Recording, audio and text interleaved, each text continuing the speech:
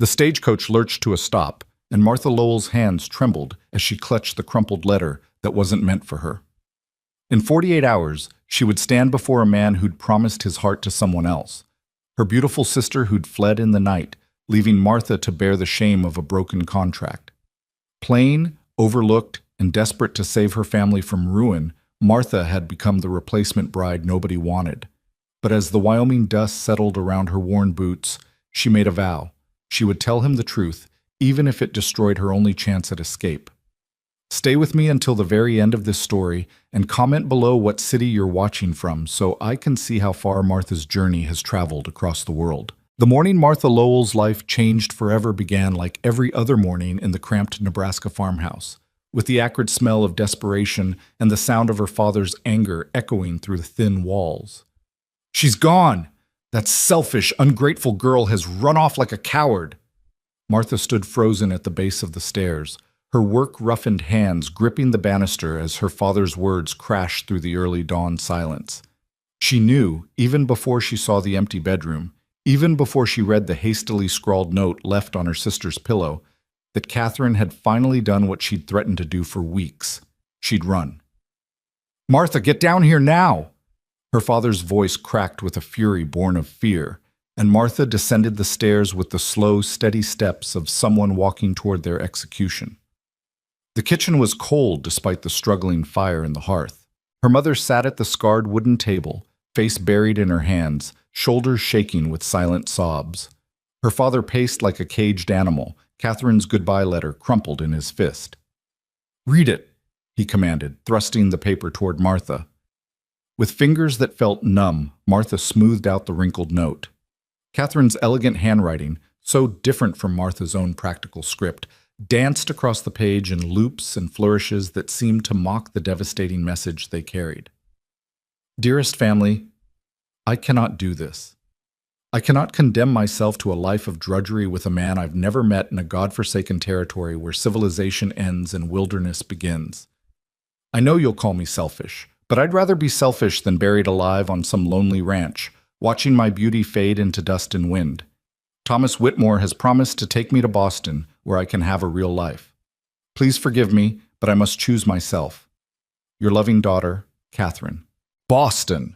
Her father spat the word like poison, with that smooth-talking snake oil salesman who's probably married in 3 states already. Martha's mother finally lifted her head, her face aged 10 years in a single night. "What are we going to do, Henry? The contract is signed. Caleb Turner has sent the money for passage. He's expecting a bride in 4 days' time." 4 days. Martha felt the walls of the small kitchen pressing in on her. Her father stopped pacing and turned to face Martha with an expression that made her blood run cold. It wasn't anger anymore. It was calculation. "No," Martha whispered, understanding blooming like a dark flower in her chest. "Papa, no." "You'll go in her place." The words hung in the air like an executioner's blade. "Henry, she can't," her mother began, but her father cut her off with a savage gesture. "She can and she will." "Do you understand what will happen if we break this contract? Turner will demand his money back. Money we've already spent on seed and supplies. We'll be ruined. The whole county will know we raised a daughter who broke a sworn agreement. No decent man will come near this family. Your sons will never find wives. We'll be pariahs." Martha's throat constricted. She looked at her mother, desperately seeking an ally, but saw only defeat in those tired eyes. "Martha isn't—" Her mother hesitated, searching for words that wouldn't wound. "She isn't what he's expecting. He's expecting a wife who can work, who knows farm life, who won't faint at the sight of blood or dirt. Martha knows all of that better than Catherine ever did." Her father's voice softened slightly, which was somehow worse than his anger. "You're a good girl, Martha, strong, capable. You'll make him a far better wife than your sister ever would have." The praise felt like ashes in Martha's mouth. All her life she'd been the sturdy one, the reliable one, the one who stayed behind while Catherine drew every eye in church, at dances, at harvest celebrations. Catherine with her golden curls and rosebud mouth. Catherine who could make men stumble over their own feet with a single smile. And Martha, plain, brown-haired Martha with her sun-weathered skin and calloused hands, had watched from the shadows, accepting long ago that some women were meant to be admired while others were meant to be useful. He asked for Catherine, Martha said quietly. He saw her photograph. He wrote letters to her, not to me. He asked for a bride, her father corrected. A woman who could manage a ranch household. You're more qualified than Catherine ever was. He'll send me back the moment he sees me. Her father's jaw tightened. Then you'll make sure he doesn't. You'll work harder than any woman he's ever known. You'll prove yourself indispensable before he has a chance to refuse you. You're asking me to lie to him. I'm asking you to save this family. The shout reverberated through the small house. Upstairs, Martha heard one of her younger brothers stir, mumbling in confusion. Her mother spoke, her voice barely above a whisper. Martha, dear, perhaps this is for the best. You're 23. There are no prospects here. At least in Wyoming. At least in Wyoming, I might find a husband who doesn't care that I'm not beautiful, Martha finished, the bitterness surprising even herself. Her mother flinched. That's not what I meant. But it was exactly what she meant, and they all knew it. Martha walked to the window and stared out at the struggling farm that had been her entire world. The fields were parched, the barn sagging, the fence posts leaning like old men too tired to stand straight. 3 hard years of drought had taken everything but their stubborn pride, and now even that was being asked of her. When does the stage leave? She asked, her voice flat. Tomorrow afternoon. You'll travel to Cheyenne and then take the connecting coach to Clearwater Ridge. Her father's relief was palpable. I've written to Turner explaining that there was a change in circumstances, that you'll be arriving instead. Martha spun around. You told him? I told him Catherine had taken ill and that her older sister would be coming to fulfill the contract. The rest you'll explain when you arrive. Of course. Let Martha deliver the news that would shatter whatever vision Caleb Turner had built from Catherine's photograph and carefully crafted letters. Let Martha stand before a stranger and watch his face fall when he realized what poor bargain fate had dealt him. I won't lie to him, Martha said firmly. When I arrive, I'll tell him everything. I'll tell him Catherine ran away. I'll tell him I was sent as a replacement, and I'll tell him he's free to refuse me and send me back. Her father's expression darkened. You'll do no such thing. Those are my terms, Papa. I'll go. I'll honor the contract as best I can, but I won't start a marriage with deception. He deserves to know the truth. For a long moment, father and daughter stared at each other across the worn kitchen table. Finally, her father nodded, though his jaw remained tight with disapproval. Fine. Tell him whatever you want, but you'll go and you'll try. That's all I ask. It wasn't all he asked. It was everything Martha had, and they both knew it. The rest of that day passed in a blur of preparation. Martha packed her few belongings in Catherine's traveling trunk, each item a reminder of the life her sister had rejected. The carefully embroidered linens their mother had made for Catherine's trousseau, the good wool coat their father had purchased in town, the leather-bound Bible inscribed with Catherine's name, everything meant for the golden daughter, now handed down to the plain one like ill-fitting hand-me-downs. That evening, Martha sat at the small desk in the room she'd shared with Catherine and stared at the letters bound with ribbon, Caleb Turner's letters to her sister. She'd watched Catherine read them with barely concealed disdain, tossing them aside after a cursory glance. Now, with trembling hands, Martha untied the ribbon and read them herself. The first letter was formal, almost stiff, a man clearly uncomfortable with the practice of courting through correspondence.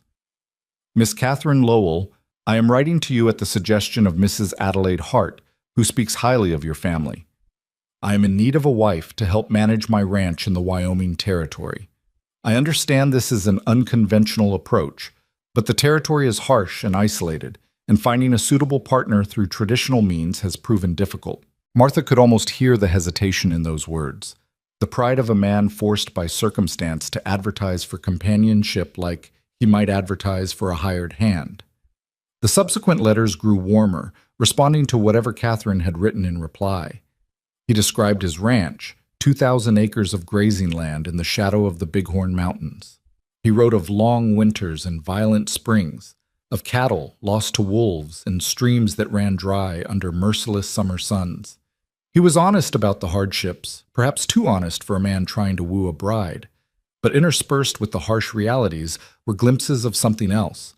Descriptions of sunrises that painted the mountains gold, of wild horses running free across endless plains, of a sky so vast and full of stars it made a man feel both infinitely small and somehow larger than he'd ever been. "This land breaks weak men," he'd written in one letter. "But for those strong enough to meet it on its own terms, it offers a kind of freedom that can't be found anywhere else.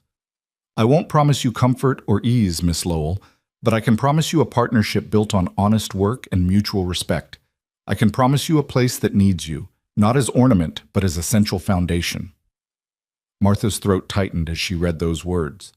Catherine had laughed at them, had called Caleb Turner a rough-handed rancher with more poetry than sense. But Martha heard something different in the careful lines, the voice of a man who understood loneliness, who'd built something worth protecting, and who was brave enough to reach out across impossible distance for connection. The final letter had arrived 2 weeks ago, confirming the arrangements and enclosing a photograph. Martha picked up the small tintype with careful fingers. The image was slightly blurred, taken outdoors in harsh sunlight that created sharp shadows across strong features. Caleb Turner stood beside a split-rail fence, one hand resting on a post, the other holding his hat at his side. He was tall. Even in the photograph, his height was evident, with broad shoulders and a lean, muscular build that spoke of hard physical labor.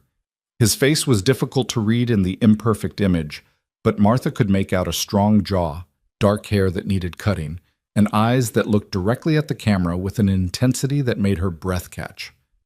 He wasn't classically handsome, his features were too rough, too weathered, but there was something compelling about him, a sense of barely contained energy and will. He looked like a man who'd built his life with his own two hands and defended it against whatever the territory threw at him. And he was expecting Catherine, beautiful, delicate Catherine who'd never mucked out a stable or butchered a chicken in her life. Martha carefully returned the letters to their ribbon and placed them in her trunk. Tomorrow she would board a stagecoach heading west into territory she'd only seen on maps.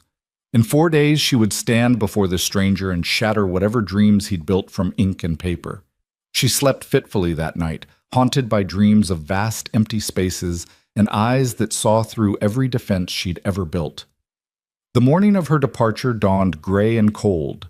Martha dressed in her best traveling dress, a practical brown wool that Catherine had rejected as too plain, and braided her hair in a tight coronet that would survive days of rough travel.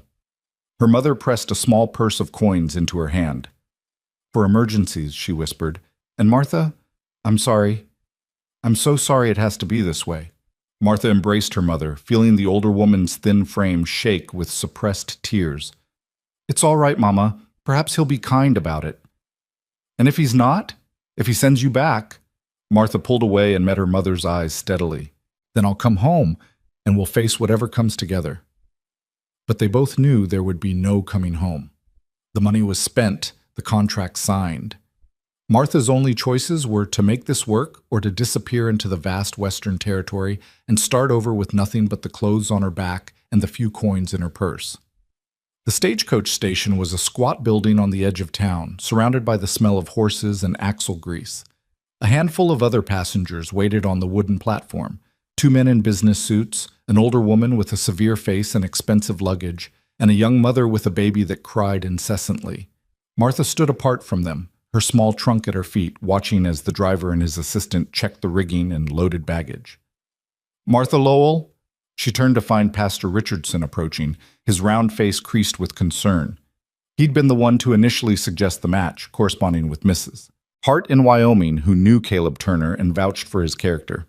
"Pastor," Martha greeted him quietly, "I heard about the change in circumstances." He cleared his throat uncomfortably.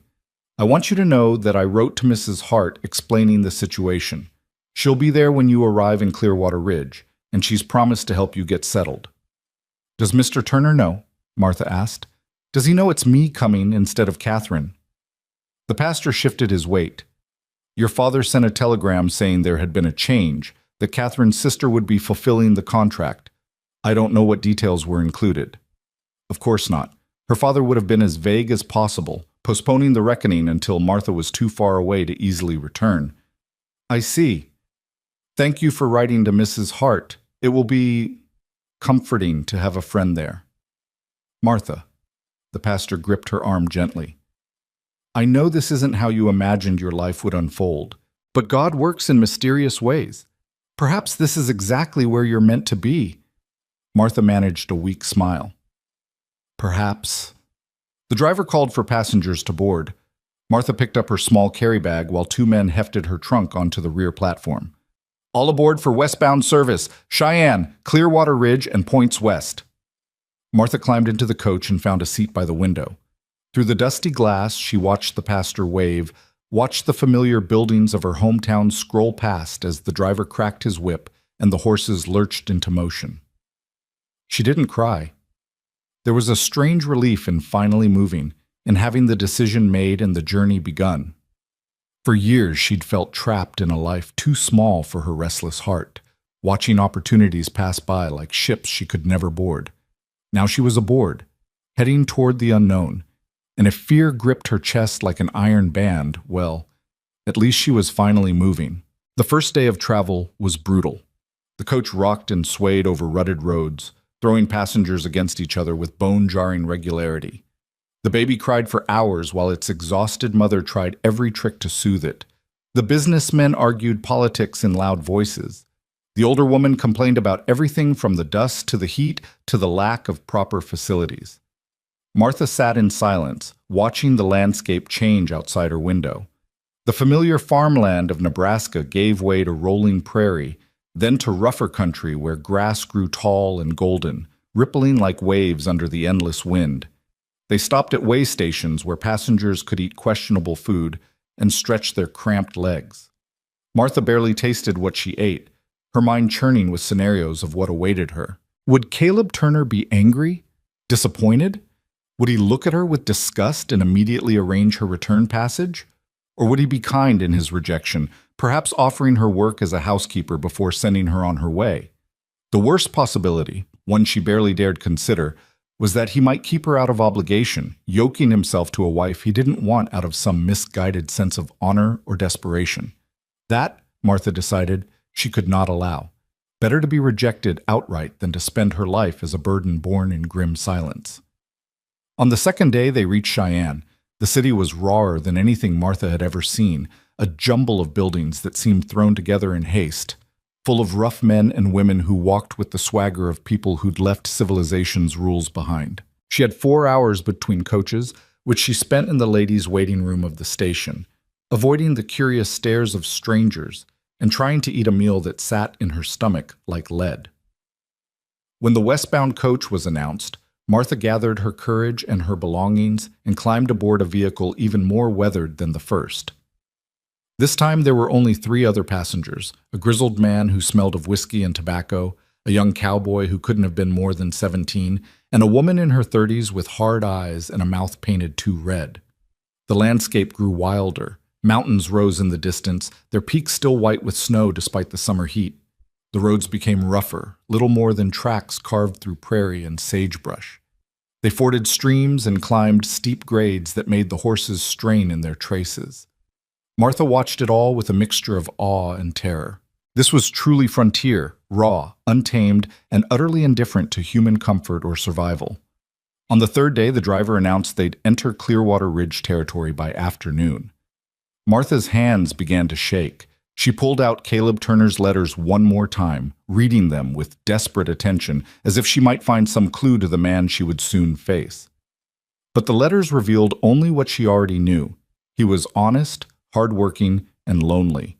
He wanted a partner, not a decoration, and he was expecting someone who looked nothing like the plain, weathered woman currently clutching his words like a lifeline. The coach crested a ridge, and suddenly the valley of Clearwater Ridge spread below them. A small settlement clustered around a main street, perhaps 20 buildings in all, including what looked like a general store, a saloon, a church, and a handful of houses. Beyond the town, scattered ranches dotted the valley, connected by rough roads and bounded by magnificent mountains that rose like cathedral walls on all sides. It was beautiful in a stark, unforgiving way that made Martha's chest tighten. The coach rolled into town, wheels crunching on the dirt street. A few people glanced up from their business, but the arrival of the weekly stage was apparently common enough not to warrant much attention.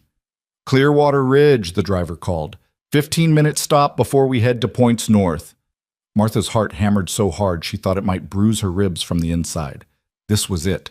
The moment of truth she'd been dreading for 3 days of hard travel. She climbed down from the coach on shaking legs, nearly stumbling on the step. The young cowboy caught her elbow, steadying her with a gap-toothed grin. "Careful there, miss." "Thank you," Martha managed, her voice barely a whisper. "Martha Lowell?" She had turned to find a woman in her 50s approaching, plump, with kind eyes and graying hair pulled back in a practical bun. She wore a simple calico dress and an expression of warm welcome that immediately eased some of Martha's tension. "Mrs. Hart?" Martha guessed. "The very same. Oh, my dear, you must be exhausted. Come, let's get you somewhere you can freshen up before—" She stopped abruptly, her eyes widening. "Oh my, you're not— that is, I was expecting—" Martha's stomach plummeted. Even Mrs. Hart, who'd never met Catherine, could see immediately that something was wrong. "I'm not Catherine," Martha said quietly. "My sister— she changed her mind. I came instead." Mrs. Hart's expression cycled through surprise, confusion, and then settled into something like concern. "Does Caleb know?" "Not the details. My father sent a telegram saying there was a change, but I don't think he explained exactly what that meant." Martha straightened her shoulders, forcing herself to meet the older woman's eyes. "I intend to tell him the truth immediately. He has every right to refuse me and send me back." Mrs. Hart studied her for a long moment, then nodded slowly. "Well, that's honest of you at least. Come along then. He's waiting at my house. Thought it would be more proper than meeting you at the station with half the town watching." They walked down the dusty street, Martha's legs feeling increasingly unsteady with each step. Mrs. Hart kept up a stream of nervous chatter about the town, the weather, the community, clearly trying to fill the terrible silence with anything except the looming confrontation. They reached a neat white house at the edge of town. Mrs. Hart paused at the gate, her hand on Martha's arm. "For what it's worth, dear, Caleb Turner is a good man. Gruff sometimes, and he's had his share of hardship, but he's fair. Whatever happens, he'll treat you decently." Small comfort, but Martha nodded her thanks. They climbed the porch steps. Mrs. Hart opened the door and called out, "Caleb, she's here." Martha heard the scrape of a chair, heavy footsteps, and then he appeared in the doorway of what must be the parlor, and all the air left Martha's lungs in a rush. The photograph hadn't done him justice, or perhaps it had, and Martha simply wasn't prepared for the reality of his physical presence. He was taller than she'd imagined, broad-shouldered and lean, his body that of a man who'd spent his life in hard labor. Dark hair touched with premature gray at the temples, strong features bronzed by sun and wind, and eyes, piercing blue-gray eyes that looked at her with an intensity that made her want to step backward. Those eyes widened slightly as they took her in, and Martha watched his expression shift from anticipation to confusion to something she couldn't quite read. "Mr. Turner," she managed, her voice steadier than she felt. "I'm Martha Lowell. I need to tell you the truth about why I'm here." The silence that followed Martha's words stretched like a wire pulled too tight, ready to snap. Caleb Turner stood motionless in the doorway, his blue-gray eyes moving slowly from Martha's face to Mrs. Hart and back again, as if trying to piece together a puzzle with missing pieces. "The truth," he repeated, his voice low and rough, like gravel rolling in a creek bed. "I see." Mrs. Hart cleared her throat. "Perhaps we should all sit down. I'll make some tea." "No." Caleb's single word stopped her mid-turn. His gaze hadn't left Martha. "I'd like to hear what Miss Lowell has to say standing right here." Martha's throat felt dry as sun-baked earth, but she forced herself to meet his eyes.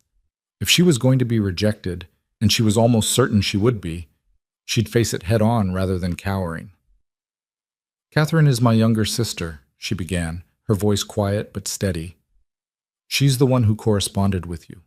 She's the one in the photograph you received. 3 nights ago, she ran away with a traveling salesman rather than come west to marry you." The words came out flat, stripped of emotion, a recitation of facts that felt surreal even as she spoke them. My father sent me in her place to fulfill the contract. He believed— She paused, forcing herself to continue. He believed it was better to send someone, anyone, rather than break the agreement entirely. Caleb's jaw tightened almost imperceptibly. And you agreed to this? I had little choice in the matter, but I made my father promise that I could tell you the truth immediately upon arrival. Martha straightened her shoulders, calling on every ounce of pride she possessed. I'm here to honor the contract if you'll have me, Mr. Turner. But I won't begin a marriage built on deception. You expected someone else, someone younger, prettier, probably more refined than I am. I understand completely if you wish to refuse me and arrange for my return passage. I won't hold it against you, and I'll make sure my family repays whatever expenses you've incurred. The words hung in the air between them. Martha could hear the ticking of a clock somewhere in the house, the distant sound of a dog barking, the rustle of Mrs. Hart's skirts as she shifted uncomfortably. Caleb's expression was unreadable, carved from the same granite as the mountains that surrounded this valley. He studied Martha with an intensity that made her want to look away, but she held his gaze, refusing to flinch. Mrs. Hart, he said finally, still looking at Martha, could you give us a few minutes? Caleb, I don't think it's proper for— Please. The older woman hesitated, then nodded. I'll be in the kitchen if you need me. She touched Martha's arm briefly as she passed, a small gesture of support before disappearing down the hallway. Caleb gestured toward the parlor. Sit. It wasn't quite a command, but it wasn't a request either. Martha moved into the small, neat room and perched on the edge of a horsehair sofa that had seen better days. Caleb remained standing, one hand gripping the back of a chair, the other hanging loose at his side. How old are you? He asked. 23. Your sister? 19. He nodded slowly, as if confirming something he'd already suspected. The letters I received, the handwriting was elegant, educated. The words were— He paused, searching for the right description. Flowery, full of poetry about nature and beauty and the romance of frontier life. Martha felt heat rise in her cheeks. Catherine has always had a way with words. She was the best student in our school before she finished. Can you write? The question was so unexpected that Martha blinked. Of course I can write. I don't mean copying out recipes. I mean actual writing, keeping accounts, corresponding with buyers, managing household records. Yes, Martha said firmly. I've kept the books for our farm since I was 16. I can read, write, cipher, and keep detailed records. Something shifted in Caleb's expression, though Martha couldn't quite identify what. He moved to the window, staring out at the dusty street beyond. I'm 34 years old, he said, his back to her. I came to this territory 12 years ago with nothing but a horse, a saddle, and enough money to file a homestead claim. I built my ranch from raw land. Every fence post, every building, every head of cattle represents work I did with my own hands. He turned to face her. It's not an easy life, Miss Lowell. The winters are brutal. We lose stock to wolves, weather, and disease. The nearest town is 8 miles from my ranch, and it's not much more than what you see here. There's no opera house, no social clubs, no afternoon teas or whatever it is proper ladies do back east. I'm from Nebraska, Mr. Turner, not Boston. A ghost of something that might have been amusement flickered across his face. Fair enough, but Nebraska has churches and schools and neighbors within shouting distance. My nearest neighbor is 3 miles away. The doctor is a day's ride. If something goes wrong, if you get sick or hurt or just desperately lonely, there's no easy help coming. I understand that. Do you? He crossed his arms, leaning against the window frame. Your sister's letters talked about the beauty of the mountains and the freedom of open spaces. She asked questions about wildflowers and whether we could have a garden. She never once asked about the reality of ranch life. Martha met his gaze steadily. I'm not my sister. No, Caleb agreed. You're not. Which brings me back to my question. Why did you agree to come? The honest answer stuck in Martha's throat, pride warring with the truth. But she'd promised herself no deception, and that meant swallowing her pride. Because I'm 23 years old with no prospects and a family in debt, she said quietly. Because 3 years of drought have nearly destroyed our farm, and the money you sent for passage was the only thing keeping us from complete ruin. Because my father made it clear that refusing wasn't an option. She paused, then added with more strength, but also because staying in that town for the rest of my life, watching it slowly die while I faded into a spinster taking care of other people's children, felt like a different kind of death. Caleb's eyes narrowed slightly. So you saw this as an escape? I saw it as a chance, Martha corrected. Maybe my only chance. But I won't take it under false pretenses, Mr. Turner. You deserve to know exactly what you're getting, or not getting. I'm not beautiful like Catherine. I'm not refined or delicate. I've worked on a farm my entire life, and it shows in my hands and my face. I can cook, clean, sew, preserve food, tend animals, and work from sunup to sundown without complaint. I'm healthy and strong, and I don't faint at the sight of blood or shy away from hard work. But I can't offer you the pretty bride you were expecting, and I won't pretend otherwise. The speech left her breathless, her heart pounding in her chest. She'd laid herself bare before this stranger, offering up her deficiencies and her strengths with equal honesty, and now there was nothing to do but wait for his verdict. Caleb was silent for so long that Martha began to calculate how much money she had for return passage. Not enough, probably. She'd have to wire her father for additional funds, which would deepen the shame and the debt. Stand up, Caleb said suddenly. Martha rose, confused. He crossed the room until he stood directly in front of her, close enough that she had to tilt her head back to meet his eyes. He was examining her face with the same careful attention a man might give to a horse he was considering purchasing, and the comparison made her stiffen with indignation. Mr. Turner, I'm not livestock to be inspected. No, he agreed. You're a woman asking to be my wife. That gives me the right to look at you properly. His eyes moved from her face to her hands, which she'd clenched at her sides. Let me see. She understood what he wanted and reluctantly held out her hands, palms up. Caleb took them in his own, his calloused fingers surprisingly gentle as he examined the work-roughened skin, the short nails, the old burn scar across her left thumb. Farm work, he said. It wasn't a question. Yes. He released her hands and stepped back. Mrs. Hart mentioned you'd been traveling for 3 days. Yes. You must be exhausted. Martha blinked at the unexpected shift. I'm tired, yes. When did you last eat a proper meal? I'm not sure that's relevant to... Answer the question. There was steel beneath the words, the voice of a man accustomed to being obeyed. Martha bristled but answered, Yesterday morning. Caleb's expression darkened. Yesterday morning. You've been on a stagecoach for over 24 hours with nothing but whatever hardtack and jerky they served at way stations. I wasn't particularly hungry. That's foolish. A person needs to eat, whether they're hungry or not. He moved toward the door. Mrs. Hart, could you bring something for Miss Lowell? Whatever you have ready. Already on it, came the cheerful reply from the kitchen.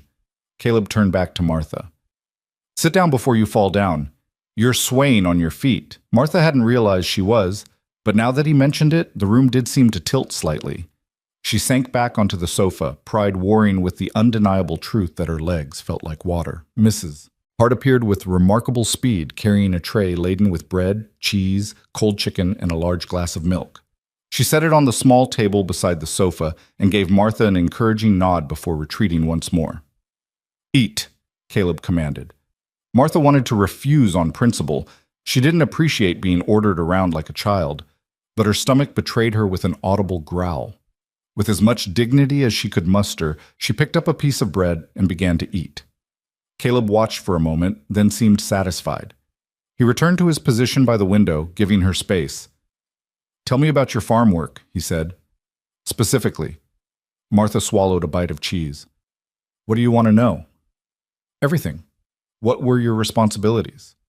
Everything that needed doing. We had crops, wheat, corn, some vegetables.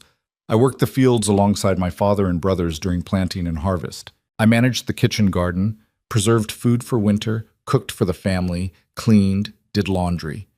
We kept chickens, pigs, and 2 milk cows. I handled most of the animal care. Can you shoot? The question surprised her. Yes, rifle and shotgun both. I'm a fair shot. Ever butcher an animal? Chickens, pigs. Once helped with a steer. She met his eyes. I told you, Mr. Turner, I don't shy away from blood.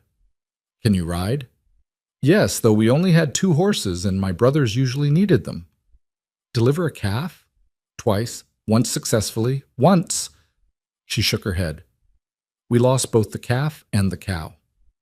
He nodded as if this was a perfectly normal conversation for a man to have with a potential bride. Can you handle being alone? I mean truly alone, hours at a time with no one to talk to but yourself? Martha thought about the long afternoons in the fields, the early mornings milking cows while everyone else slept, the evenings she'd spent mending clothes by lamplight after everyone had gone to bed. Loneliness had been her constant companion for years. I'm familiar with solitude, she said quietly. Familiarity isn't the same as tolerance. I tolerate it fine. Caleb fell silent again, and Martha focused on eating, suddenly ravenous now that she'd started. The food was simple but good, and she could feel strength returning to her limbs with each bite. Finally, Caleb spoke. I'm going to tell you what I need in a wife, Miss Lowell. Not what I hoped for or dreamed about, what I actually need. Martha set down her glass and waited. I need someone who can manage a household in difficult conditions. Someone who won't fall apart when supplies run short or when I'm gone for days gathering stock. Someone who can cook for hired hands during branding and roundup, who can preserve enough food to last through a winter that might keep us snowbound for weeks. I need someone who can treat injuries, both human and animal, because the doctor is too far away to reach in emergencies. I need someone who can shoot straight enough to protect livestock from predators and accurate enough to bring down game if necessary. He paused. I need a partner, not a decoration. Someone strong enough to stand beside me when this territory tries to break us both. Each word landed like a stone in still water, sending ripples through Martha's understanding of what this man was offering.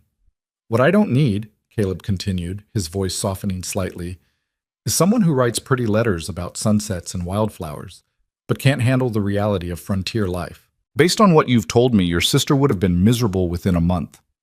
Probably less, Martha admitted. So, in some ways, Miss Lowell, your father did me a favor by sending you instead. Hope flickered in Martha's chest, tentative and fragile. Does that mean... It means I'm not making a decision today. Caleb held up a hand as Martha started to protest. You've been traveling for 3 days. You're exhausted, probably still in shock from everything that's happened. I'm not going to ask you to commit to a life you haven't seen, and I'm not going to commit to a wife I've known for less than an hour. What are you proposing? A trial period, 2 weeks. Mrs. Hart can put you up here in town, or you can stay at the ranch in the spare room, your choice. During that time, you'll see what the life actually entails. You'll meet the hired hands, see the work, understand what you'd be taking on.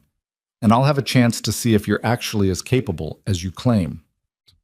Martha's pride bristled at the implication that she might be lying about her abilities, but logic overrode emotion. He was being fair, perhaps more than fair. And at the end of 2 weeks? We both make a decision. If you want to go back, I'll arrange passage and enough money to make sure you're not destitute. If I decide it won't work, same thing, passage home with enough to start over. But if we both agree, he met her eyes steadily. Then we marry properly, with a preacher and witnesses, and a legal contract that protects us both. That seems reasonable, Martha admitted. It's practical, Caleb corrected. I learned years ago that practical beats romantic every time out here. Mrs. Hart appeared in the doorway, her timing so perfect that Martha suspected she'd been listening from the hallway. Have we reached an understanding? A temporary one, Caleb said. Miss Lowell will need a place to stay. Can you accommodate her? Of course, Mrs. Hart beamed. I have a lovely room upstairs that... Actually, Martha interrupted, surprised by her own boldness. If the offer stands, I'd prefer to stay at the ranch. Both Caleb and Mrs. Hart stared at her. Are you certain? Mrs. Hart asked carefully. It wouldn't be entirely proper. Even with a chaperone room, people might talk. Let them talk, Martha said. If I'm going to decide whether I can handle ranch life, I need to experience it, not observe it from 8 miles away. And you said yourself there would be hired hands there. That's chaperone enough by frontier standards. Caleb's eyebrow rose slightly. You understand this means hard work starting immediately? I won't treat you like a guest. I don't want to be treated like a guest. I want to know what I'm actually agreeing to. For the first time since Martha had arrived, Caleb Turner smiled. It was a small smile, barely more than a quirk at the corner of his mouth, but it transformed his severe features into something almost approachable. All right then, we'll head out this afternoon. It's a 2-hour ride, which will get us there before dark. He looked at Mrs. Hart. Can you help Miss Lowell get ready? She'll need practical clothes if she has them. The only clothes I have are practical, Martha said dryly. That earned her another almost smile. Good. Meet me at the livery in an hour. I'll get us a wagon for your trunk. He tipped his hat to both women and strode out, leaving Martha and Mrs. Hart alone in the parlor. The older woman immediately grabbed Martha's hands, her face alight with barely contained excitement. Oh, my dear, I think that went remarkably well. He's testing me, Martha said, making sure I'm not completely useless before he commits. He's being cautious, which is wise. But Martha, did you see the way he looked at you when you said you'd stay at the ranch? That was respect. Caleb Turner doesn't respect many people. Martha wasn't sure she'd seen anything of the sort, but Mrs. Hart's enthusiasm was impossible to resist entirely. Come on, the older woman continued, pulling Martha toward the stairs. Let's get you freshened up and into something suitable for riding. I have some split skirts that might fit you, much more practical than trying to manage a wagon in that traveling dress. The next hour passed in a blur of activity. Martha washed away 3 days of road dust, changed into borrowed clothes that fit reasonably well, and repacked her trunk with Mrs. Hart's help. The older woman kept up a steady stream of information about the territory, the ranch, and Caleb himself. He came here with nothing, you know. Just a young man who'd lost his family back in Missouri. Fever took them all in one terrible winter. He filed a homestead claim and built that ranch through sheer stubbornness and hard work. Had some setbacks, lost his first herd to a blizzard, nearly lost the ranch to drought 2 years running, but he held on when stronger men gave up and left. Is he always so... Martha searched for the right word. Stern? He's serious, yes. Life out here makes you that way. But he's fair, and his word is gold. If he tells you something, you can trust it absolutely. Mrs. Hart pinned up Martha's hair in a more practical style. And he's lonely, though he'd never admit it. A man like that needs someone to build with, to share the burden. Your sister might have been pretty, but pretty fades fast under this sun. What Caleb needs is exactly what you are, strong, capable, and honest. Martha wanted to believe her, but years of being the overlooked sister had taught her not to hope for too much. When they arrived at the livery, they found Caleb waiting with a sturdy wagon hitched to 2 solid-looking horses. Martha's trunk was already loaded in the back, along with several crates of supplies. Made a few purchases while I was in town, Caleb explained, helping Martha up onto the wagon seat. No sense making 2 trips. Mrs. Hart handed up a large basket. Some food for your journey and a few things for the larder. Martha, dear, you come to see me if you need anything at all. And Caleb Turner, you treat this girl right or you'll answer to me. Yes, ma'am, Caleb said with what might have been amusement. He climbed up beside Martha, released the brake, and clicked to the horses. The wagon lurched into motion, wheels crunching on the hard-packed dirt. Martha looked back once to see Mrs. Hart waving from the street, and then they rounded a corner and the town disappeared behind them. The silence between them stretched uncomfortably as they left Clearwater Ridge behind. The road, more of a track really, wound through rolling grassland dotted with sage and wildflowers. Mountains rose on all sides, their peaks sharp against the brilliant blue sky. It's beautiful, Martha said quietly. It's harsh, Caleb corrected. Beautiful, yes, but it'll kill you if you're not careful. Those mountains bring blizzards that can bury you in minutes. That grass dries out by August and becomes tinder waiting for lightning. Those pretty streams flood every spring and can sweep away anything in their path. You sound like you're trying to scare me away. I'm trying to make sure you understand what you're committing to. He kept his eyes on the road. Romance and reality are very different things out here. I'm not looking for romance, Mr. Turner. I'm looking for a life. He glanced at her then, really looked at her, and Martha felt something shift in his expression. What are you running from, Miss Lowell? The question caught her off guard. I'm not running from anything. Everyone who comes west is running from something. Bad debts, bad decisions, bad luck. What's yours? Martha considered lying, then remembered her promise to herself. Invisibility. Caleb's brow furrowed. Explain. I spent 23 years being the responsible one, the capable one, the one everyone depended on, but no one actually saw. I was useful, but I wasn't valued. Not really. Catherine was the one people noticed, the one they praised and protected. I was just Martha, steady and boring and useful. She stared out at the passing landscape.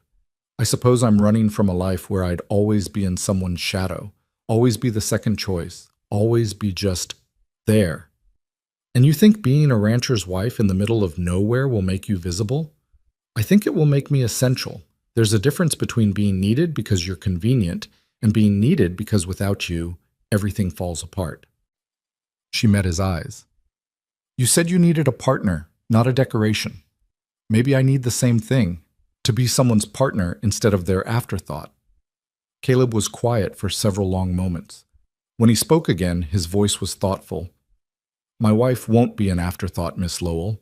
She'll be the difference between success and failure. But that also means the weight will be on her shoulders as much as mine. It's not an easy burden. I've carried burdens before. Not like this. Then I'll learn. He nodded slowly, and they fell back into silence, but it felt different now, less awkward, more companionable. The sun was lowering toward the mountains when they crested a ridge, and Caleb pulled the horses to a stop. There, he said, pointing. Martha followed his gesture and drew in a sharp breath. The ranch spread across a valley cradled between protective ridges. A house stood at the center, not large but solid, built of logs with a stone chimney that spoke of warmth and permanence. Nearby stood a barn, several smaller outbuildings, and an extensive network of corrals. Cattle dotted the meadows beyond, dark shapes against the golden grass. A creek wound through the property, catching the late afternoon sun and throwing back shards of light. It wasn't grand or imposing, but it was real and substantial, a place carved out of wilderness through determination and sweat. How many acres? Martha asked. 2,000 deeded, another 1,000 I use with government permission for summer grazing. Running about 300 head right now, hoping to increase that if we can manage the winter feed. Water rights. He looked at her with renewed interest. Creek runs through my property year-round, plus 2 good springs in the high pastures. Why? Water rights make or break a ranch, Martha said. We learned that in Nebraska the hard way. Your father teach you that? My grandfather, before he died, he said land without water is just expensive dirt. Caleb made a sound that might have been approval. Your grandfather was a smart man. Come on, let's get you settled before dark. They descended into the valley, and as they drew closer, Martha could make out more details. The house had a covered porch running along the front, and someone had attempted a small garden beside it, though it looked neglected. The barn was in good repair, as were the fences. Everything spoke of a man who maintained his property, but lacked the time or help to make it truly thrive. 2 men emerged from the barn as they approached. Both were weathered and lean, dressed in the practical clothing of working cowboys. That's Jake and Tom, Caleb said. They've been with me for 3 years. Good men, hard workers. They bunk in the cabin behind the barn. He pulled the wagon up in front of the house and climbed down, then reached up to help Martha. His hands spanned her waist easily, and he lifted her down as if she weighed nothing. For just a moment, they stood close enough that Martha could see flecks of darker blue in his gray eyes, and then he stepped back, the moment broken. Jake, Tom, this is Miss Martha Lowell. She'll be staying for a while. The 2 hired hands touched their hat brims respectfully, their faces carefully neutral. Martha wondered what Caleb had told them, if anything, about her situation. Ma'am, they said in unison. Miss Lowell will need her trunk brought inside, Caleb continued. Tom, after that, can you help me unload these supplies? Yes, boss. Caleb turned to Martha. Come on, I'll show you the house. He led her up the porch steps and through a solid wooden door into a main room that served as both kitchen and living area. It was sparse but clean, furnished with handmade furniture that was sturdy, if not elegant. A large stone fireplace dominated one wall, and windows on either side let in the last of the afternoon light. Kitchen's through there, Caleb pointed to an alcove that held a cast-iron stove, shelves of dishes, and a work table. Pantry's behind that door. My room's on the far side, spare rooms here. He opened a door to reveal a small bedroom with a narrow bed, a chest of drawers, and a single window overlooking the side yard. It was plain, almost austere, but it was clean, and the bed looked comfortable. "Washroom's out back," Caleb continued. "There's a pump in the kitchen for water. We heat it on the stove for washing. Privy's behind the woodshed. I know it's not ideal, but that's how it is." "It's fine," Martha said. And she meant it. She'd expected something rougher, more primitive. Jake appeared with her trunk, setting it carefully at the foot of the bed. "Anything else, boss?" "No, that's good. Thanks, Jake." When they were alone again, Caleb moved to the kitchen and lit a lamp against the gathering dusk. "I usually make do with simple meals, beans, bacon, bread. There's supplies in the pantry if you want to make something more complicated." Martha set her bag on the bed and joined him in the kitchen. "I'll cook dinner tonight. It's the least I can do." "You don't have to." "I want to. Consider it the start of my trial period." Caleb studied her for a moment, then nodded. "All right, I'll be outside helping with evening chores. We eat around sunset." He left, and Martha stood alone in the quiet house, listening to the unfamiliar sounds of a working ranch settling in for the evening. Through the window, she could see Caleb walking toward the barn, his stride confident and purposeful. She'd done it. She'd traveled across territory and frontier, confessed her deception, and somehow landed not rejection, but a chance. 2 weeks to prove herself, to show she was worth keeping. Martha rolled up her sleeves and turned to examine the pantry. It was well stocked with basics but lacking variety or imagination, exactly what she'd expect from a man cooking only for himself. She could work with this. As the sun set behind the mountains and darkness crept across the valley, Martha Lowell began her first meal in what might become her home, her hands steady and her heart full of cautious, fragile hope.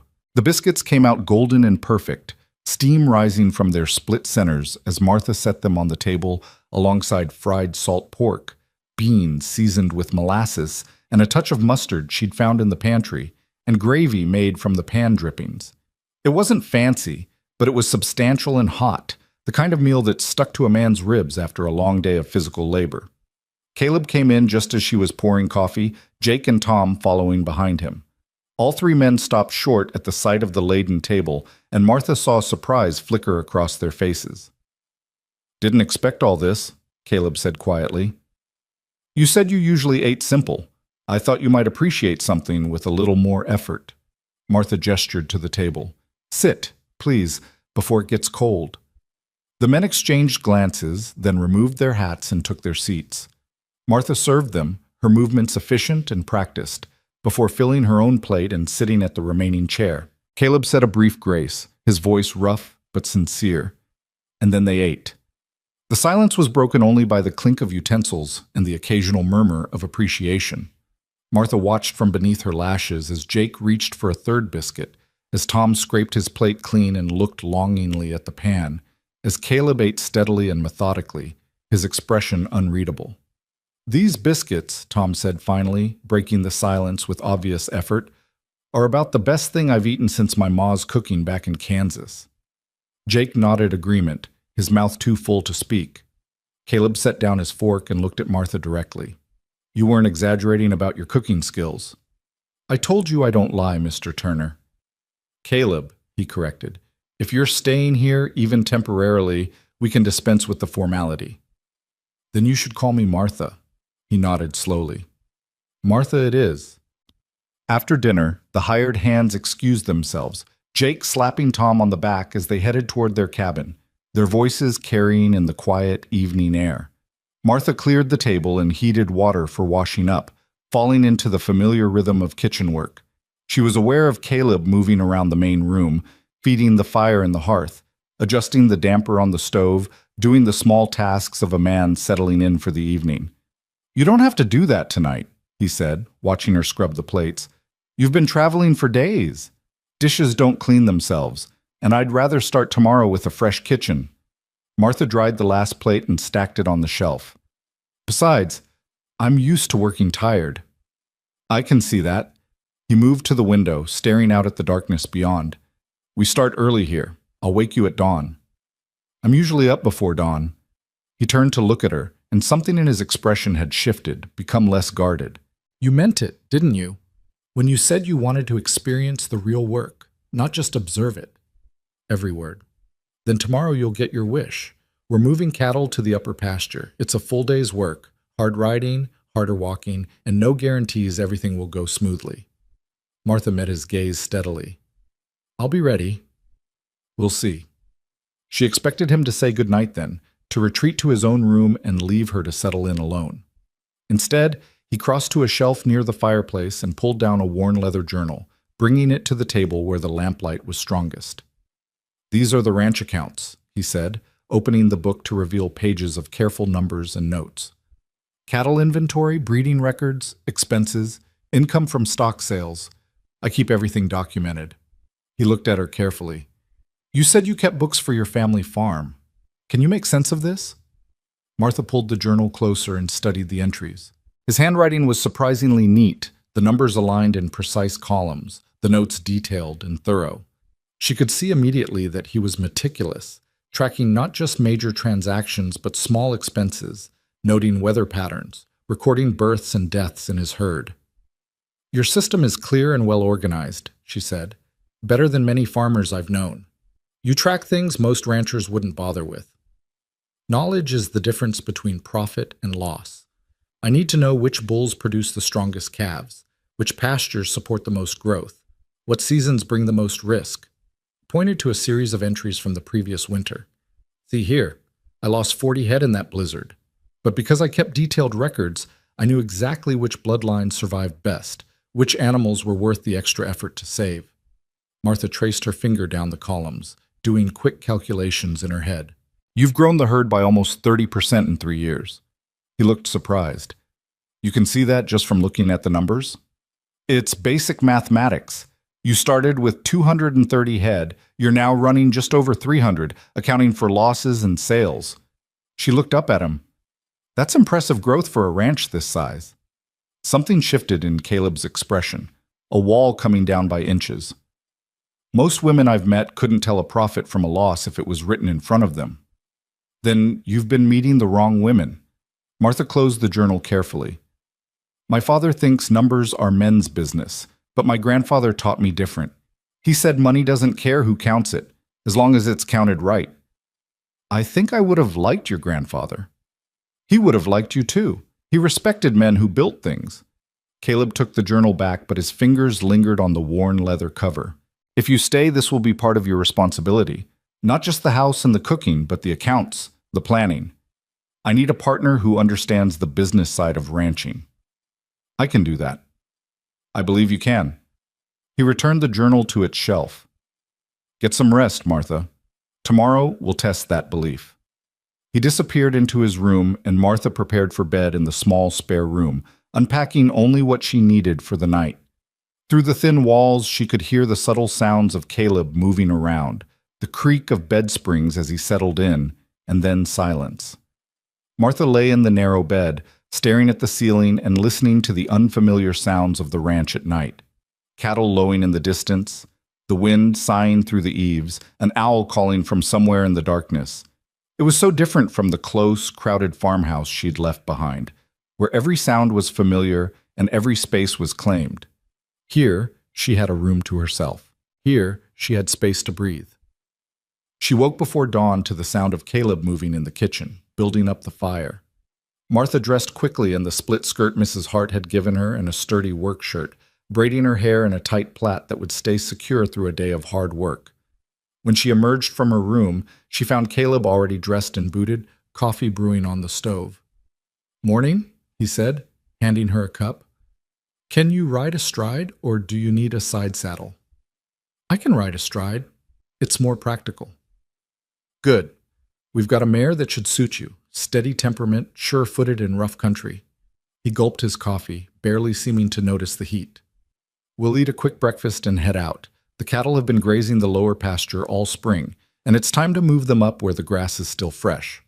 Martha fried eggs and more salt pork, toasted yesterday's leftover biscuits, and they ate standing up, efficient and quick. Jake and Tom appeared just as they were finishing, looking surprised to find breakfast already prepared. "Miss Martha's coming with us today," Caleb announced. "She'll be riding Dancer." If the hired hands had opinions about this, they kept them to themselves, though Martha caught Jake and Tom exchanging quick glances. At the barn, Caleb led out a compact bay mare with kind eyes and a white blaze down her face. This is Dancer. She's not fancy, but she won't spook easy, and she's got endurance. Martha ran her hand down the mare's neck, letting the horse get her scent. Hello, beautiful girl. Caleb handed her a saddle. Let's see how you handle tacking up. Martha hoisted the saddle with practiced ease, settling it on Dancer's back and reaching under for the girth. She tightened it properly, checked the stirrups, and adjusted the bridle, all while Caleb watched with an expression she couldn't quite read. Your brothers taught you well, he said. My grandfather, actually. He said a woman who couldn't saddle her own horse couldn't call herself a rider. Smart man. They mounted up and Martha settled into the saddle with relief. It had been months since she'd ridden. The horses back home were needed for field work, but her body remembered the rhythm, the balance, the feel of a horse moving beneath her. Caleb led them out at a steady trot, heading toward the lower pasture where the cattle were scattered across several acres. The sun was just breaking over the eastern ridge, painting the valley in shades of gold and amber. We'll spread out, Caleb instructed.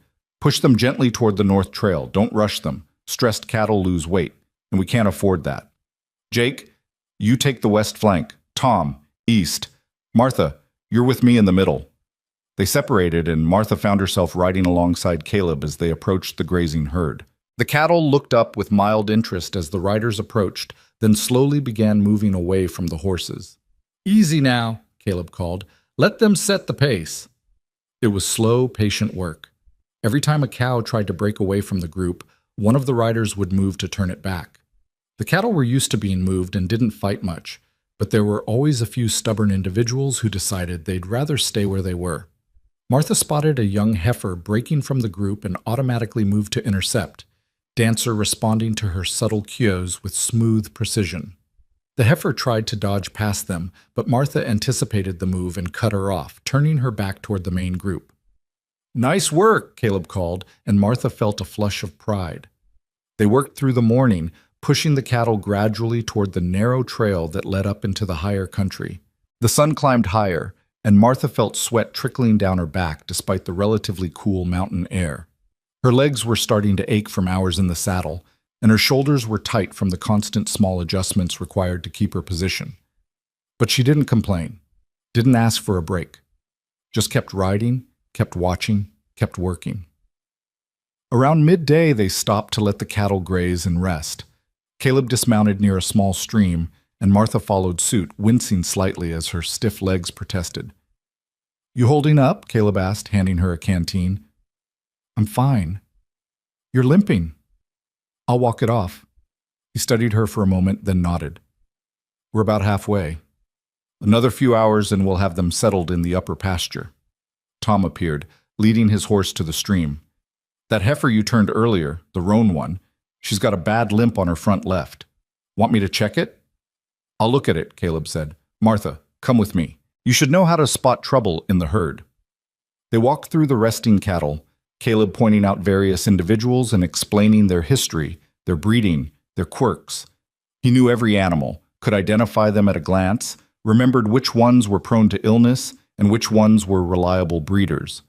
They found the limping heifer near the edge of the group. Caleb approached her slowly, speaking in a low, calm voice, and the animal allowed him to get close enough to examine her leg. Caught something in her hoof, he said. Stone, probably. Martha, can you hold her head while I get it out?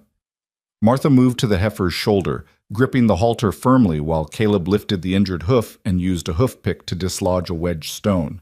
The heifer shifted nervously, but didn't bolt. Good, Caleb said, releasing the hoof and running his hand down the leg one more time. Should be fine now. Keep an eye on her, though. Make sure she's not favoring it later. I will. They returned to their horses, and Caleb pulled out some jerky and hardtack from his saddlebag, offering half to Martha. They ate standing up, watching the cattle and the play of light across the mountains. You're not what I expected, Caleb said suddenly. Martha swallowed her bite of jerky. In what way? You don't complain. Don't make excuses. You just do what needs doing. He looked at her directly. I've known men who couldn't keep up the pace you're setting. Is this another test? Everything is a test out here, Martha. The land tests you, the weather tests you, the work tests you every single day. He shifted his weight, his expression serious. But I'm not testing whether you can survive. I'm testing whether you want to. I want to, she said firmly. I told you, I'm looking for a life, not an escape. Life here isn't easy. Nothing worth having ever is. He held her gaze for a long moment, and Martha felt something shift between them, some invisible barrier beginning to crack. Then Jake called out that the cattle were getting restless, and the moment broke. They mounted up and continued pushing the herd higher. The trail grew steeper, rockier, and the cattle moved more slowly, picking their way carefully over the rough ground. Martha's thighs burned from gripping the saddle, and her hands were starting to blister despite years of work-hardened skin. But she gritted her teeth and kept riding. They reached the upper pasture in late afternoon, and Caleb gave a satisfied nod as the cattle spread out across the fresh grass. This should hold them through summer. We'll check on them every few days, make sure none have wandered too far. The ride back to the ranch house was quieter, all four riders tired from the long day. Martha's entire body ached, and she was fairly certain she'd have bruises tomorrow from places she didn't know could bruise. But she'd done it. She'd worked a full day alongside experienced ranchers and held her own. As they approached the barn, Caleb pulled up alongside her. You did good work today. Thank you. No need for thanks. I'm just stating fact. He dismounted and moved to help her down, and Martha was grateful for the assistance since her legs felt like rubber. His hand steadied her until she found her footing. Go on inside and rest, he said. We'll handle the horses. I should help. You've done enough for today. Go. Martha wanted to argue, but her body overruled her pride. She nodded and walked stiffly toward the house, every step a reminder of muscles pushed past their limits. Inside, she pumped water and heated it for washing, sponging away the day's sweat and dust with a cloth. Then she started dinner preparations, refusing to let exhaustion stop her from fulfilling what she saw as her responsibilities. When the men came in an hour later, they found the table set and a pot of stew simmering on the stove, rich with beef and vegetables. You didn't have to cook, Caleb said. Not after the day you've had. Someone has to feed us, Martha replied. Might as well be me. They ate with the same efficient silence as the night before, but Martha noticed Tom and Jake seemed more relaxed around her now, less uncertain about her presence. They were testing her too, she realized, watching to see if she'd last or if she'd fold under the pressure. She intended to prove them all wrong. The next morning brought new challenges. Caleb announced they'd be branding calves born late in the spring, work that required strength, speed, and a strong stomach. Ever brand before? He asked Martha over breakfast. No, but I've watched it done. Watching and doing are different things. You might want to sit this one out. Martha set down her coffee cup with deliberate care. I didn't come here to sit things out, Caleb. His mouth twitched. Fair enough. The branding pen was set up near the barn, a solid corral with a fire pit already built, and irons heating in the coals. Jake and Tom worked with practiced efficiency, separating calves from their mothers and guiding them toward the pen while the anxious cows bellowed their protests. Your job, Caleb told Martha, is to keep track of the count and make notes in the journal about each calf, sex, approximate weight, any distinguishing marks or health concerns. Can you handle that? Yes. He handed her the journal and a pencil. Stay by the fence. Don't get in the pen unless I tell you to. Martha positioned herself where she could see the entire operation. The first calf was herded into the pen, and Tom roped it with casual expertise, throwing the loop around its hind legs and pulling it off balance. Jake grabbed the calf and wrestled it to the ground, holding it steady while Caleb approached with the hot iron. The smell of burning hair and flesh hit Martha's nostrils, acrid and unpleasant, but she kept her expression neutral and made her notes. Male calf, approximately 80 pounds, healthy. They worked through the morning, one calf after another. Martha documented each one, her handwriting remaining steady, even as the sounds of frightened calves and bellowing mothers filled the air. It was hard, brutal work, and she could see the toll it took on the men, sweat streaming down their faces, muscles straining, movements growing gradually slower as exhaustion set in. Around mid-morning, a larger calf proved particularly difficult. It fought against the rope, kicking violently, and Jake struggled to control it. Little help here, help, he called. Martha set down the journal and climbed into the pen without hesitation, moving to the calf's head and gripping it firmly. using her body weight to help hold the animal still. The calf bucked and twisted, nearly throwing her off, but she held on grimly until Caleb finished the branding. "Let him go!" Caleb called, and they released the calf simultaneously, scrambling back as it surged to its feet and bolted toward its mother. Martha's shirt was torn. She had a scrape on her forearm, and she was breathing hard. But she'd done it. "I told you to stay by the fence," Caleb said, but there was no anger in his voice. "You needed help. That calf could have kicked you in the head." "But it didn't," Jake laughed, a short bark of surprised approval. "She's tougher than she looks, boss." "I'm beginning to see that," Caleb said quietly, his eyes on Martha. They finished the branding by early afternoon, and Caleb declared the rest of the day free for everyone to recover. Martha returned to the house, changed her torn shirt, and tended to her scrape before starting on the mountain of laundry that had accumulated. She was hanging sheets on the line behind the house when Caleb found her. "You don't have to do that today," he said. "The sheets need washing regardless of whether I'm tired." Martha pinned another corner, the fabric snapping in the wind. "Besides, I find the work soothing." Most women would call it drudgery. Most women probably have other options. He leaned against the porch post, watching her work. "You keep saying things like that, like you believe you don't deserve better than drudgery." Martha paused, a sheet half hung. "I don't think it's about deserving. It's about accepting reality. I'm plain, I'm past my prime by most standards, and I'm from a family with nothing to offer. Those are facts, not complaints. You're 23, not ancient. Tell that to the men who passed me over for prettier girls." "Then they were fools." The words hung in the air between them. Martha turned to look at him fully, uncertain she'd heard correctly. Caleb pushed away from the post, suddenly seeming uncomfortable. "I just mean, you have more value than you give yourself credit for. Skills matter more than appearance in the long run." "Is that what you're looking for? Skills?" "I'm looking for someone who won't break," he said bluntly. "Someone who can stand beside me when everything goes to hell, which it will, repeatedly. Someone who will fight for what we're building instead of running at the first hardship." He met her eyes steadily. "So far, you're exceeding every expectation I had." Pride bloomed warm in Martha's chest, more intoxicating than any compliment on her appearance could have been. This man saw her capability, her strength, her determination, saw her, not just what she could do for him. "The 2 weeks aren't up yet," she said softly. "You might change your mind. Or you might change yours." "I won't. We'll see." But there was something in his expression that suggested he believed her, and that belief felt like the most precious gift anyone had ever given her. The days fell into a rhythm. Martha woke before dawn, prepared breakfast, worked alongside Caleb and the hired hands on whatever task the ranch demanded. She learned to doctor sick cattle, to mend fence, to judge the quality of hay and calculate how much they'd need for winter. She kept the house running smoothly, the books updated, the men fed and the clothes clean. And slowly, almost imperceptibly, Caleb began to relax around her. He still didn't speak much. That seemed to be his nature. But the silence between them grew comfortable. He started asking her opinion on ranch decisions, listening carefully to her answers, and sometimes even taking her suggestions. In the evenings, they'd sit on the porch after dinner, watching the sun set behind the mountains, and he'd tell her stories about the territory, about the years he'd spent building the ranch from nothing. "First winter here nearly killed me," he said one evening, his voice quiet in the gathering dark.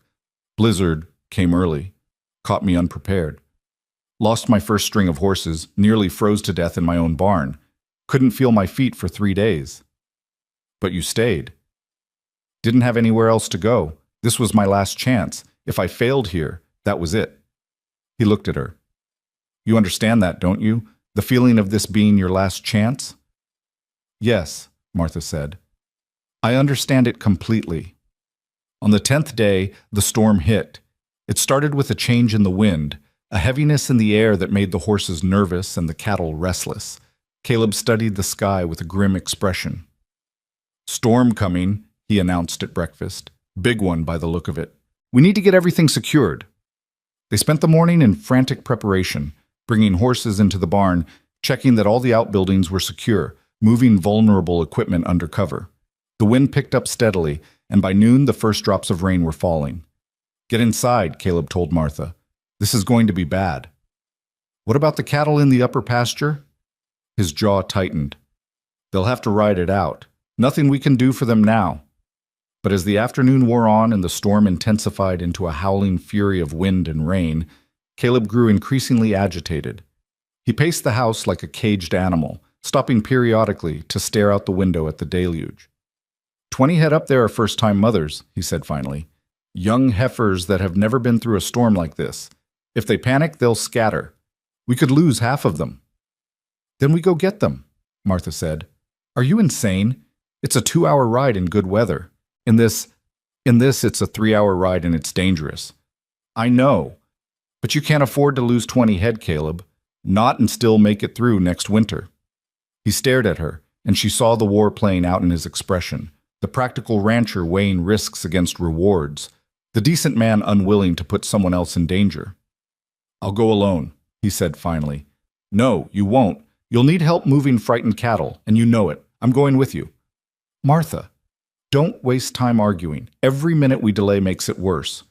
For a moment she thought he'd refuse, would order her to stay behind. Then he grabbed 2 oilcloth slickers from a hook by the door. "Put this on, and Martha." He waited until she looked at him. "Stay close to me. No matter what happens, you stay where I can see you." They rode out into the teeth of the storm, rain lashing their faces and wind trying to tear them from their saddles. Dancer fought the bit, terrified, but Martha held her firm and kept her moving forward. Beside her, Caleb rode with grim determination, his eyes scanning the landscape for landmarks that the storm was doing its best to obscure. The ride up to the upper pasture was a nightmare of slick rocks and driving rain. Lightning cracked across the sky, illuminating the valley in stark flashes of white light, followed by thunder that seemed to shake the very ground. Martha's hands were numb on the reins, her clothes soaked through despite the slicker, her entire body shaking from cold and fear and adrenaline. But she didn't fall back, didn't ask to turn around, just kept riding, following Caleb's dark shape through the storm. They found the cattle scattered and panicked exactly as Caleb had predicted. The young mothers were running in circles, separated from their calves, while the bulls stood with their backs to the wind, stubbornly refusing to move. "We have to push them down together," Caleb shouted over the roar of the storm. "Otherwise they'll scatter worse." It was impossible work. Every time they got a group moving in the right direction, lightning would flash and the cattle would bolt. Martha's voice was raw from shouting, her body battered from controlling a terrified horse, her vision blurred by rain and exhaustion. But gradually, impossibly, they began to make progress. The cattle were tired too, and eventually fear gave way to the stronger instinct to find shelter. They started moving down the trail, pushed by 2 stubborn riders who refused to give up. Halfway down, disaster struck. A bolt of lightning hit a tree barely 50 yards away, the crack so loud it felt like the world was splitting open. Dancer reared in pure terror, and Martha felt herself sliding, her numb fingers losing their grip on the reins. She hit the ground hard, the breath knocked from her lungs. Through the rain and confusion, she saw Dancer bolting down the trail, reins trailing. She tried to get up, but her ankle screamed in protest, and she went down again. Then Caleb was there, dismounting in one fluid motion and crouching beside her. "Are you hurt?" he had to shout to be heard over the storm. "My ankle. I think I twisted it." He didn't hesitate. In one smooth motion, he lifted her onto his horse, then swung up behind her. His arm came around her waist, holding her secure against his chest. "Hold on to me," he commanded. "Don't let go for anything." They rode down double, Caleb controlling the horse with one hand while keeping Martha secure with the other. She pressed back against his solid warmth, using his strength to stay upright as pain radiated from her injured ankle and exhaustion threatened to drag her under. The cattle, mercifully, seemed to have found their own way down. By the time they reached the lower pasture, the herd had settled into the shelter of a grove of trees, still frightened but no longer scattering. "They'll be all right here," Caleb said. "Let's get you home." The ride back to the ranch house was a blur of pain and cold in the steady drum of rain. Martha drifted in and out of awareness, held secure by Caleb's arm and the rhythm of the horse beneath them. At some point, she realized she'd turned her face into his chest, seeking any warmth she could find, and she couldn't bring herself to care about propriety or independence anymore. They reached the house as the storm began to ease. Caleb dismounted and lifted Martha down with infinite care, then carried her up the porch steps and into the house without asking if she could walk. He set her on a chair near the fireplace and immediately began building up the fire. "Get out of those wet clothes," he said. "You're going to catch pneumonia." Martha's fingers fumbled uselessly at the buttons of her shirt. They were too numb, too clumsy. After watching her struggle for a moment, Caleb swore under his breath and crossed to help her, his own cold fingers working the buttons with surprising deftness. "Arms up," he said, and when she obeyed, he pulled the wet shirt off, leaving her in her chemise. He grabbed a blanket from his room and wrapped it around her shoulders, then knelt to examine her ankle. Martha hissed as he carefully removed her boot and probed the swollen flesh. "It's not broken," he said. "Bad sprain, though. You'll be off it for a few days." "I can't. There's too much work." "The work will keep. Right now, you need to warm up and rest." He disappeared into his room and returned with dry clothes, one of his shirts and some wool socks. "Put these on. I'll make something hot to drink." Martha changed awkwardly under the blanket, her shaking hands making simple tasks complicated. By the time she'd managed it, Caleb had strong coffee brewing and was heating water for tea with something that smelled like honey and whiskey. He pressed the cup into her hands. "Drink all of it." The liquid burned going down, but warmth began to spread through her chest. She could feel her body starting to respond, to thaw, and with the thaw came pain, her ankle throbbing, her muscles screaming, a dozen new bruises making themselves known. Caleb changed his own clothes and then sat across from her, his expression troubled. "That was the stupidest thing I've ever done," he said quietly, "taking you out in that storm. You could have been killed. But I wasn't, and we saved the cattle." "To hell with the cattle. I almost got you killed over some frightened cows." Martha set down her cup. "Caleb, I made the choice to go. You tried to stop me." "I should have tried harder. And if you had, we'd have lost 20 head. You can't afford that loss." He stood abruptly and moved to the window, his shoulders tight with tension. "You don't understand. When I saw you fall, when I thought—" He stopped, the words choking off. Martha's heart began to pound for reasons that had nothing to do with the storm or the ride. "When you thought what?" "When I thought I might lose you." He turned to face her, and the raw emotion in his expression took her breath away. "In that moment, I realized that losing the cattle, losing the whole damn ranch, would have been nothing compared to losing you." The words hung between them, heavy with meaning neither of them had expected. Martha stared at him, scarcely daring to believe what she was hearing. "Caleb, I know it's only been 10 days. I know this was supposed to be a trial period, a practical arrangement. But Martha, somewhere in the last week and a half, this stopped being about finding a capable ranch wife."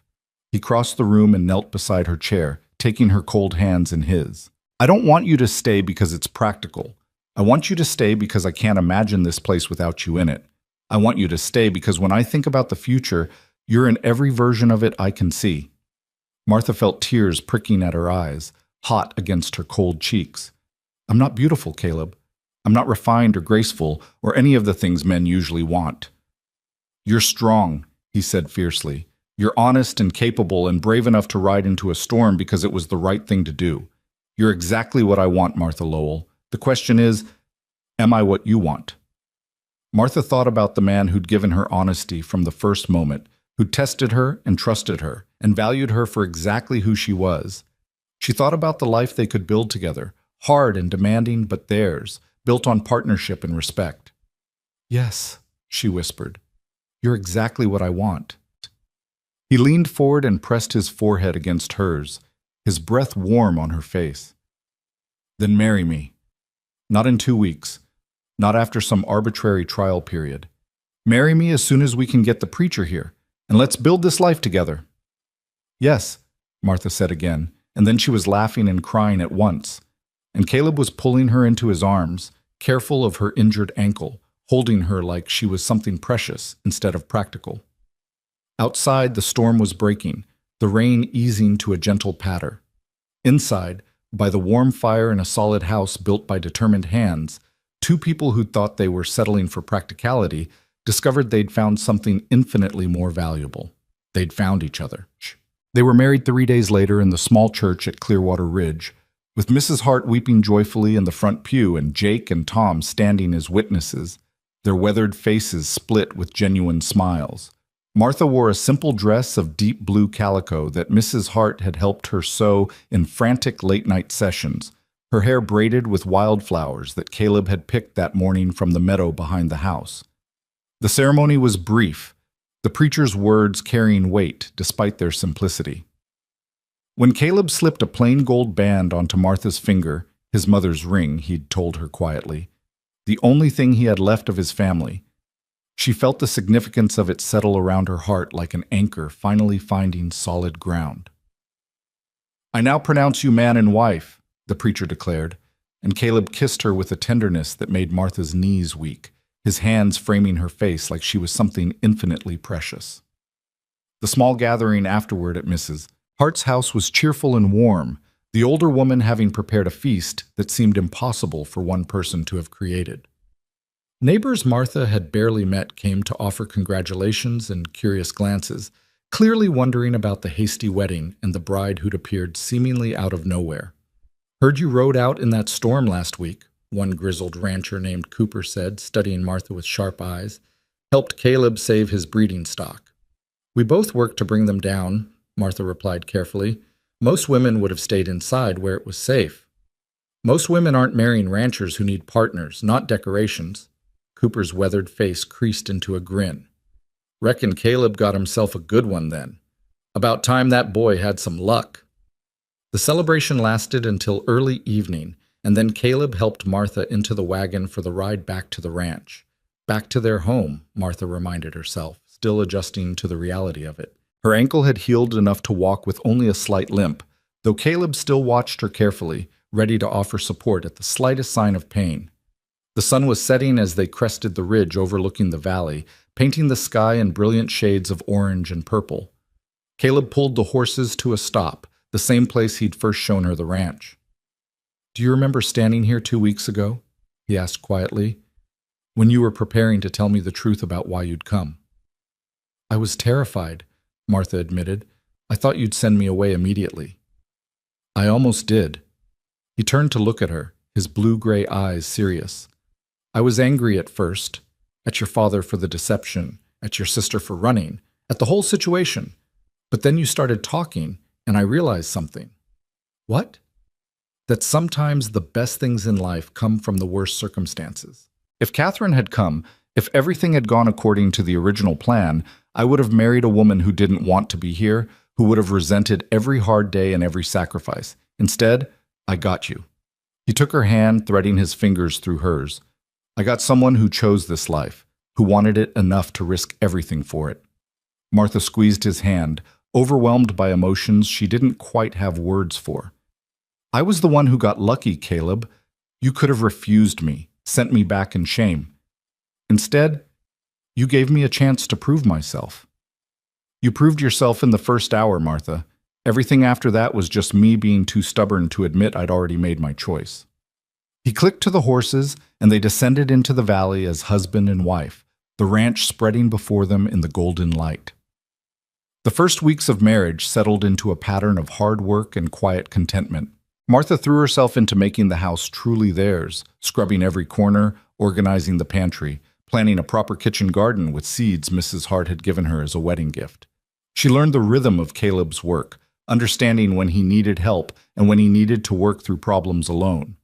In the evenings, they'd sit together going over the ranch accounts, Martha making notes in her neat handwriting while Caleb explained his plans for expanding the herd, for improving the breeding stock, for building a more secure future. He valued her opinion in a way that still surprised her, listening carefully when she questioned an expense or suggested an alternative approach. "You have a good head for numbers," he said one night, watching her calculate feed costs for the coming winter. "Better than mine." "You're perfectly capable with numbers," Martha replied. "You just think in terms of cattle and land. I think in terms of accounts and budgets, which is why we make a good team." He reached across the table and captured her hand. "I meant what I said before, Martha. You're my partner in this, not just my wife." The distinction mattered more than he probably realized. Martha had watched her mother fade into the background of her father's life, useful but unvalued, necessary but not cherished. What she had with Caleb was different. He sought her counsel, respected her judgment, and made her feel essential rather than merely convenient. But not everything was easy. The physical demands of ranch life were relentless, and there were days when Martha fell into bed so exhausted she could barely undress herself. Her hands developed new calluses, her back ached from hours bent over the garden or the laundry tub, and the endless cycle of cooking and cleaning and mending wore on her. Worse was the isolation. Days would pass where the only people Martha saw were Caleb, Jake, and Tom. The nearest neighbor was 3 miles away, too far for casual visiting, and trips to town were infrequent necessities rather than social occasions. The silence of the vast landscape, which had seemed peaceful at first, sometimes pressed down on her like a physical weight. Caleb noticed her growing quietness one evening as they prepared for bed. "Something's bothering you." Martha considered denying it, but they'd built their marriage on honesty. "Sometimes the silence feels too heavy. I'm not used to going so long without conversation, I suppose. Female conversation especially." He was quiet for a moment, and Martha worried she'd offended him. Then he said, "Sunday we'll go to town. You can spend the afternoon with Mrs. Hart while I handle some business. We'll make it a regular thing, every Sunday, barring emergencies." "You don't have to." "I want to. You gave up everything to come here, Martha.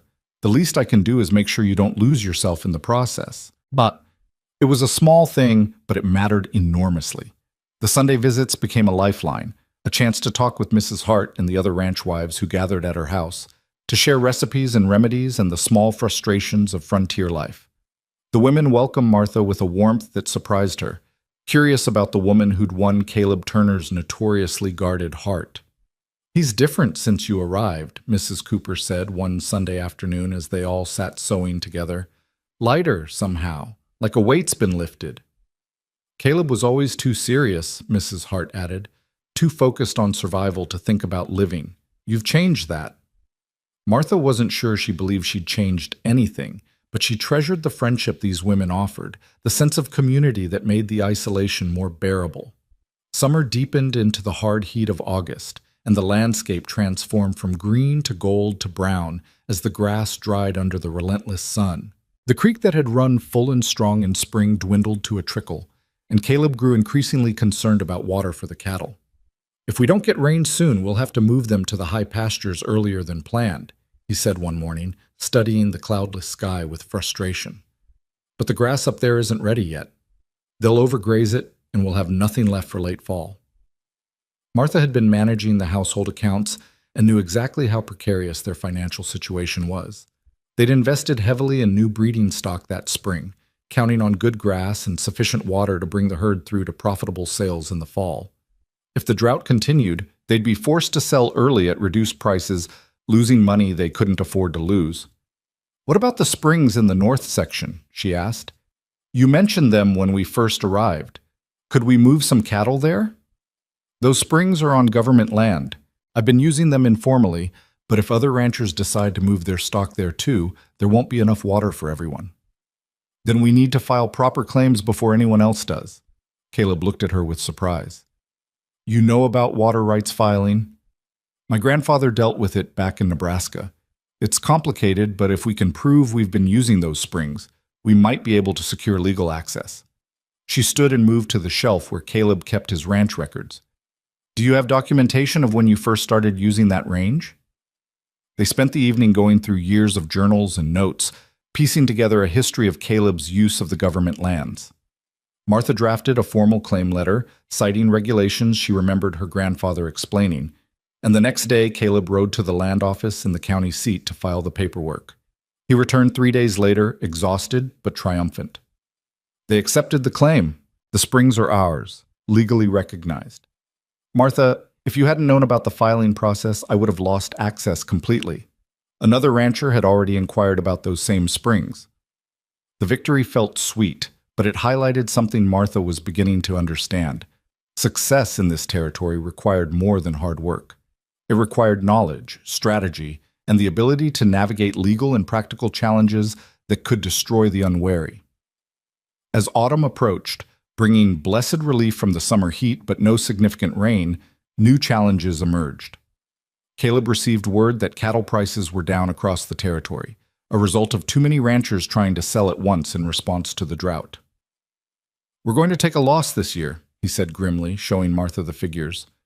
"Not enough to ruin us, but it'll be tight." Martha studied the numbers, her mind working through possibilities. What if we don't sell the full herd? What if we keep back the best breeding stock and wait for prices to recover? We need the money to get through winter. Do we? Martha pulled out her household account book. "I've been careful with expenses. We have enough preserved food to last through spring if we're conservative. The hay situation is adequate. If we sell just enough cattle to cover absolute necessities and keep the best stock for breeding, we'll be positioned to take advantage when prices improve." Caleb leaned back in his chair, studying her with an expression she couldn't quite read. "That's a huge gamble. If prices don't recover, if we have a hard winter and lose stock, we could end up worse off than if we'd just sold everything now at the low price." "Life is a gamble," Martha said quietly. "We can play it safe and guarantee a small loss, or we can take a calculated risk for a potentially better outcome. But it's your decision, Caleb. This is your ranch." "Our ranch," he corrected firmly, "and you're right about this being a gamble worth taking. We'll do it your way." They sold only 50 head that fall, keeping back the prime breeding stock despite the immediate financial pressure. It meant a winter of careful economizing, of stretching supplies and making do. But Martha had lived through lean times before and knew how to make something from nothing. She canned and preserved everything the garden produced, supplemented their meat supply by learning to shoot well enough to bring down deer and rabbits, and found a dozen small ways to cut expenses without sacrificing necessities. When Caleb's coat tore beyond simple mending, she took apart an old blanket and fashioned a new lining. When they ran low on coffee, she stretched it with roasted chicory root. When soap supplies dwindled, she made her own from saved fat and lye. Caleb watched her resourcefulness with growing admiration. "Where did you learn all this?" "Necessity," Martha replied, stirring a pot of soap that smelled terrible but would clean effectively. 3 years of drought teaches you to waste nothing and value everything. As winter closed in, bringing the first serious snows in November, the ranch settled into a quieter rhythm. The cattle were brought down from the high pastures, the outbuildings were secured against the weather, and the long work of simply surviving the cold months began. Martha had never experienced a Wyoming winter, and its ferocity shocked her. Temperatures dropped so low that water froze solid in minutes, and the wind howled through the valley with a force that made the sturdy house shake. Snowdrifts piled higher than the fence posts, and there were days when venturing outside meant risking frostbite or worse. But inside the house, warmth and comfort prevailed. Martha kept the fire burning steadily, cooked hearty meals that sustained them through the brutal cold, and found ways to make their small home feel cozy despite the harsh world beyond its walls. In the evenings, she and Caleb would sit by the fire, Martha mending or knitting while Caleb carved small wooden items or worked on tack repairs, and they'd talk about their plans for spring, their hopes for the herd, their dreams for the future. It was during one of these quiet evenings that the first real test of their marriage arrived, in the form of a rider struggling through the snow. Caleb opened the door to find a half-frozen man, barely able to stay in his saddle. Together they got him inside, and Martha immediately began the work of warming him carefully. Too fast would be dangerous, while Caleb tended to the exhausted horse. "Name's William Graves," the man said through chattering teeth once he could speak. "I'm with the Territorial Livestock Association. I've been writing to all the ranches in the region with news." "What kind of news?" Caleb asked, his expression wary. "Cattle prices have dropped even further. There's talk of the big ranchers forming a cooperative to control supply and force prices back up. They're pressuring smaller operations to join or face being frozen out of the best markets." Martha and Caleb exchanged glances. This was exactly the kind of pressure they'd feared. "What happens if we don't join?" Caleb asked. Graves warmed his hands around the mug of hot coffee Martha had pressed into them. "They'll make it difficult for you to sell. The cooperative will control access to the railroad yards, to the best buyers. Independent ranchers will be forced to accept whatever prices they can get from secondary markets." "That's extortion," Martha said sharply. "That's business, ma'am. The big ranchers are protecting their interests." After Graves had warmed sufficiently and accepted their offer of a bed for the night, no one could be sent back into that storm, Martha and Caleb retreated to their room to discuss the situation. "We can't join," Caleb said flatly. "The membership fees alone would wipe out what little reserve we have, and once we're in, they'll control our decisions, tell us when and where we can sell." "But if we don't join, we'll be shut out of the best markets," Martha countered. "We'll be forced to sell at even lower prices." "So we're trapped either way." Martha paced their small bedroom, her mind working through the problem from every angle. Finally, she turned to face Caleb. "What if we don't sell through the traditional markets at all?" "What do you mean?" "The military needs beef. The Indian agencies need beef. They buy directly from suppliers, don't they? What if we bypass the cooperative entirely and sell straight to government contracts?" Caleb's eyes widened. Government contracts are notoriously difficult to get. You need connections, references, proven reliability. But they pay fair prices, and they pay in cash. And they care about quality and delivery, not about which cooperative you belong to. Martha sat on the edge of the bed. Mrs. Hart mentioned that her late husband supplied beef to Fort Russell before he died. She might know who to contact. It's a long shot. Everything about this life is a long shot. But it's worth trying, isn't it? Caleb pulled her close, pressing a kiss to her forehead. "When did you become such a strategist?" "Around the time I married a stubborn rancher who needed someone to help him think around problems instead of just through them." The next morning, after Graves had departed with warnings about deadlines for joining the cooperative, Caleb and Martha rode into town through the deep snow to speak with Mrs. Hart. The older woman listened to their situation and nodded thoughtfully. "My Henry did supply Fort Russell for years. I still have his contracts and correspondence. More importantly, I know Major Thornton, the supply officer. He's an honest man who values quality over politics." She disappeared into her study and returned with a wooden box full of letters and documents. "Take these. Use Henry's name as a reference. It won't guarantee anything, but it'll get your foot in the door." Over the next weeks, Martha drafted careful letters to military supply officers at 3 different forts, laying out what they could provide, referencing the late Mr. Hart's successful contracts, and emphasizing their commitment to quality stock and reliable delivery. She made copies of their breeding records, documented their herd's health history, and created a professional presentation that would have impressed a city businessman. "You could have been a lawyer," Caleb said, reading over her shoulder as she sealed the letters. "I'd rather be a rancher's wife." Even when being a rancher's wife means spending hours drafting business correspondence? Especially then. She turned in her chair to face him. "This is what partnership means, Caleb. You understand the cattle and the land. I understand contracts and negotiations. Together, we're stronger than either of us would be alone." The replies came in February when the snow was at its deepest and cabin fever had everyone in the valley on edge. 2 forts declined politely, citing existing contracts. But Fort Russell requested a meeting to discuss potential supply arrangements. "It's not a guarantee," Martha cautioned, though her heart was racing with excitement. "But it's a chance." The meeting was scheduled for early March, which gave them weeks to prepare their presentation and to worry about everything that could go wrong.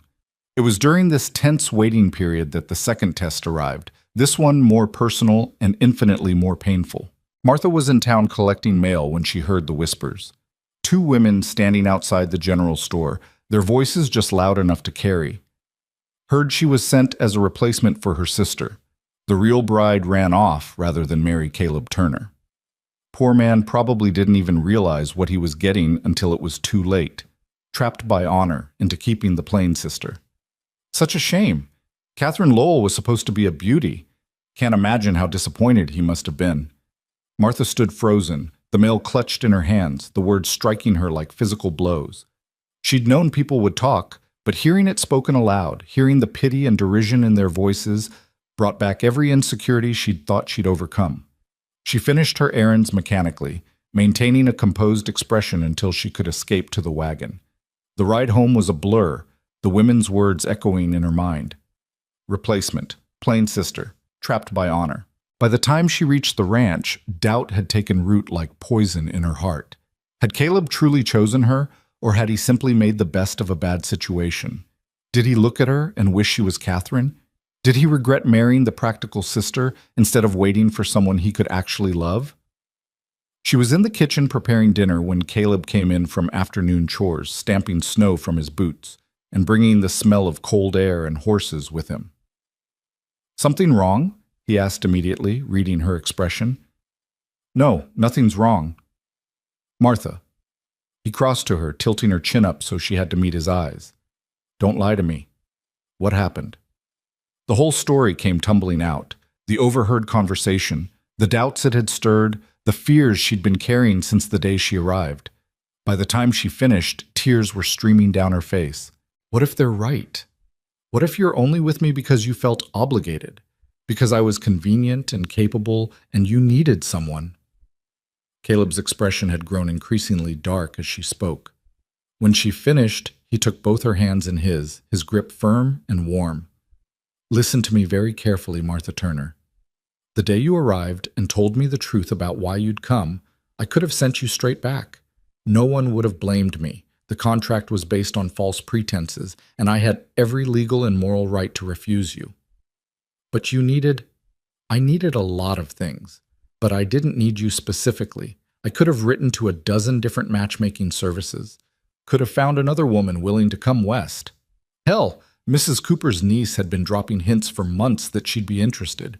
He cupped Martha's face in his calloused hands. "I kept you because I wanted you.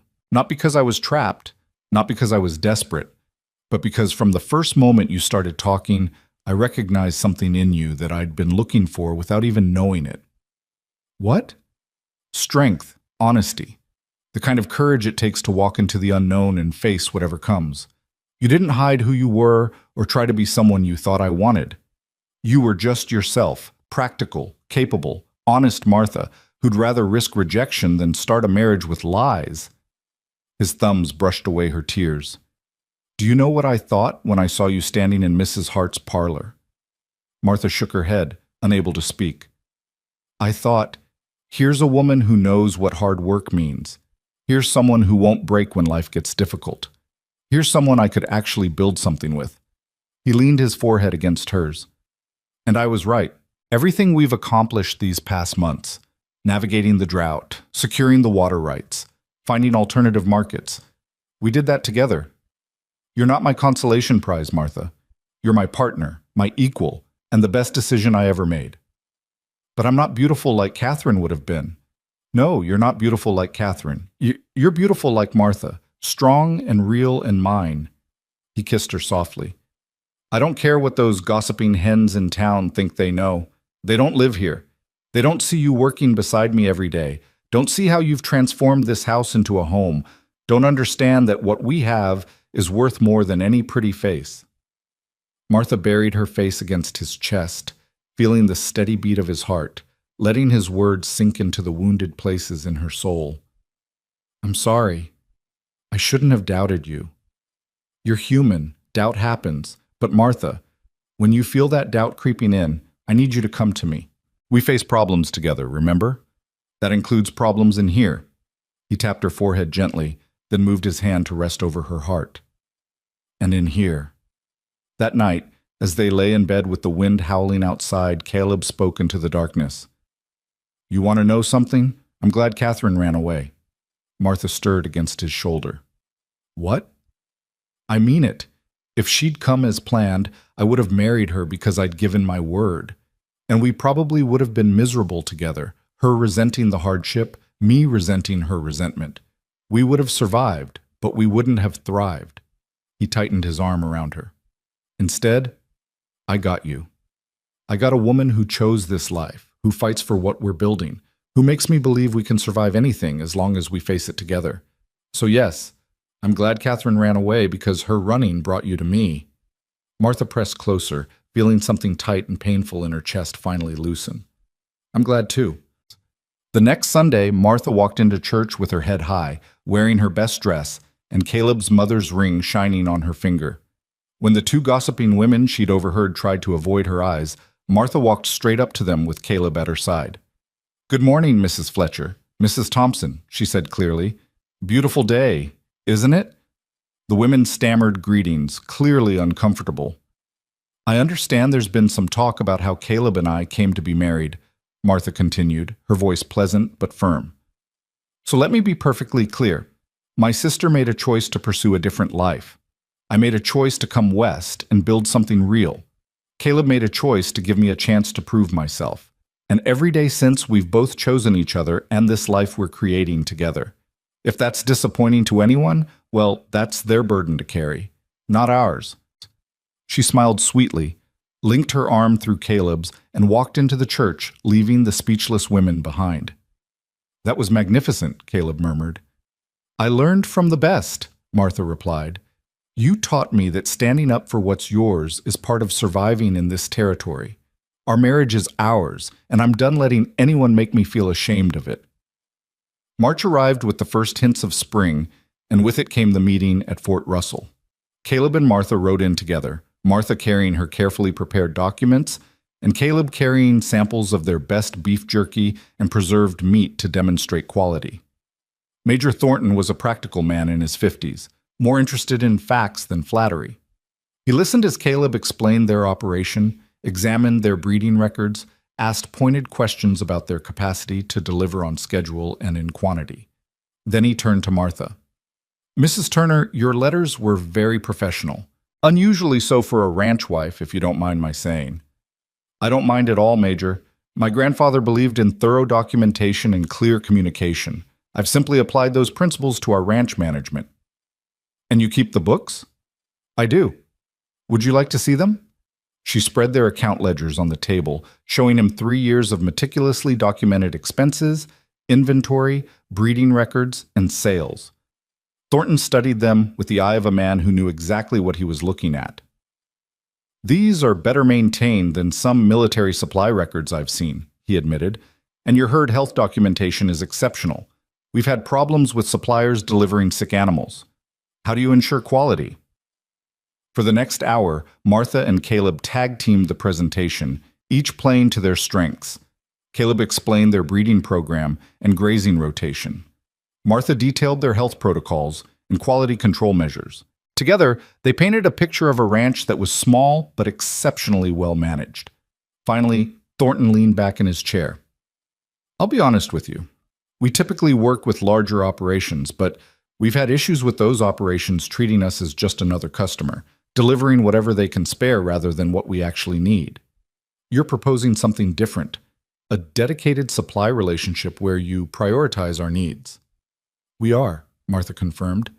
We can't provide the volume the big ranches can, but what we provide will be consistent, high quality, and delivered exactly when and where you need it. And if we sign a contract with you, you'll bypass the cooperative entirely? We will, Caleb said firmly. We'd rather work directly with customers who value quality than through a cooperative that values only control. Thornton nodded slowly. All right, I'm willing to offer you a trial contract. 50 head delivered in June, another 50 in September. If the quality meets our standards and delivery is on schedule, we'll discuss a longer-term arrangement. It wasn't the large contract Martha had hoped for, but it was a foot in the door, and that was all they needed. We accept, Caleb said, extending his hand. As they rode home in the lengthening afternoon light, Martha felt something shift inside her. They'd done it. Against pressure from the cooperative, against financial uncertainty, against the doubts and gossip and challenges, they'd found their own path forward. We make a good team, Caleb said, echoing the words he'd spoken months before. We do, Martha agreed, and she meant it with every fiber of her being. But even as they celebrated this victory, they had no idea that their greatest test was still to come. Spring came hard and fast that year, the snow melting in torrents that turned the creek into a raging river and the meadows into seas of mud. Martha stood at the window watching the water rush past, grateful for Caleb's foresight in building the house on high ground, but worried about the lower pastures where their cattle grazed. We need to move them, Caleb said, coming up behind her. If this keeps up, the bottomland will flood completely. They spent 3 exhausting days moving cattle to higher ground, working in rain that never seemed to stop, their clothes perpetually soaked and their boots caked with mud so thick it added pounds to every step. But they got it done, and when the creek finally crested and began to recede, they'd lost only 2 calves to the flood, a miracle compared to what some neighboring ranches suffered. Mrs. Hart brought news when they next came to town. Cooper lost 30 head in the flood. The Hendersons lost their entire hay barn when the creek jumped its banks. You two were lucky." "Not luck," Caleb said quietly. "Martha insisted we move the cattle early. I wanted to wait another day." "Sometimes the best luck is marrying someone smarter than you are," Mrs. Hart said with a knowing smile. As April turned to May, the ranch transformed into a vision of green abundance. The rains that had caused such destruction also brought lush grass that had the cattle fattening beautifully. Martha's garden exploded with growth, and she worked from dawn to dusk, managing the overwhelming bounty, planting, weeding, harvesting early crops, and already planning for the preservation work that would consume her summer. It was during one of these busy mornings, when Martha was on her knees in the garden pulling weeds, that Jake came running from the barn. "Mrs. Turner, there's a fancy carriage coming up the road." Martha stood, shading her eyes against the sun. Sure enough, a well-appointed carriage was making its way toward the ranch, entirely out of place in this rough country. Visitors were rare enough, but visitors in expensive carriages were unheard of. Caleb emerged from the barn, his expression wary.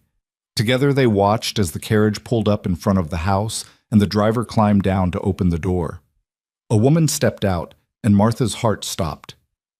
Catherine. Her sister looked exactly as Martha remembered. Golden hair, perfectly coiffed despite the long journey, skin like porcelain, features delicate and refined. She wore a traveling dress of deep green silk that probably cost more than everything Martha owned, and she surveyed the ranch with barely concealed distaste. Behind her, a man emerged from the carriage. He was handsome in a slick, superficial way, with oiled hair and a mustache waxed to sharp points. His suit was expensive but flashy, the attire of a man who wanted to appear more successful than he actually was. "Martha," Catherine said, her voice carrying that familiar tone of affected sweetness, "what a quaint little place you found yourself." Martha was aware of Caleb standing rigid beside her, of Jake and Tom frozen near the barn, of her own hands still dirty from garden work. She wiped them on her apron and met her sister's eyes steadily. "Catherine, this is unexpected." "I'm sure it is." Catherine glided forward, her companion following like a well-trained dog. "Aren't you going to introduce us to your husband?" "Caleb, this is my sister Catherine, and—" Martha looked at the man, waiting. "Thomas Whitmore," he supplied, bowing slightly, "Catherine's husband." So the snake oil salesman had actually married her. That was surprising. "Please, come inside," Martha said, because courtesy demanded it, even though every instinct screamed to send them away. "I'll make tea." The house had never felt smaller than it did with Catherine in it. Her sister's eyes cataloged everything: the simple furniture, the worn rugs, the lack of decorative touches that marked it as a working ranch house rather than a proper home. "How rustic," Catherine murmured, settling delicately onto the sofa as if afraid it might soil her dress. "You've certainly embraced the frontier lifestyle, haven't you, Martha?" Martha set the kettle on the stove, her hands steady through sheer force of will. "I've embraced my life. What brings you here, Catherine?" Can't a sister visit without ulterior motives?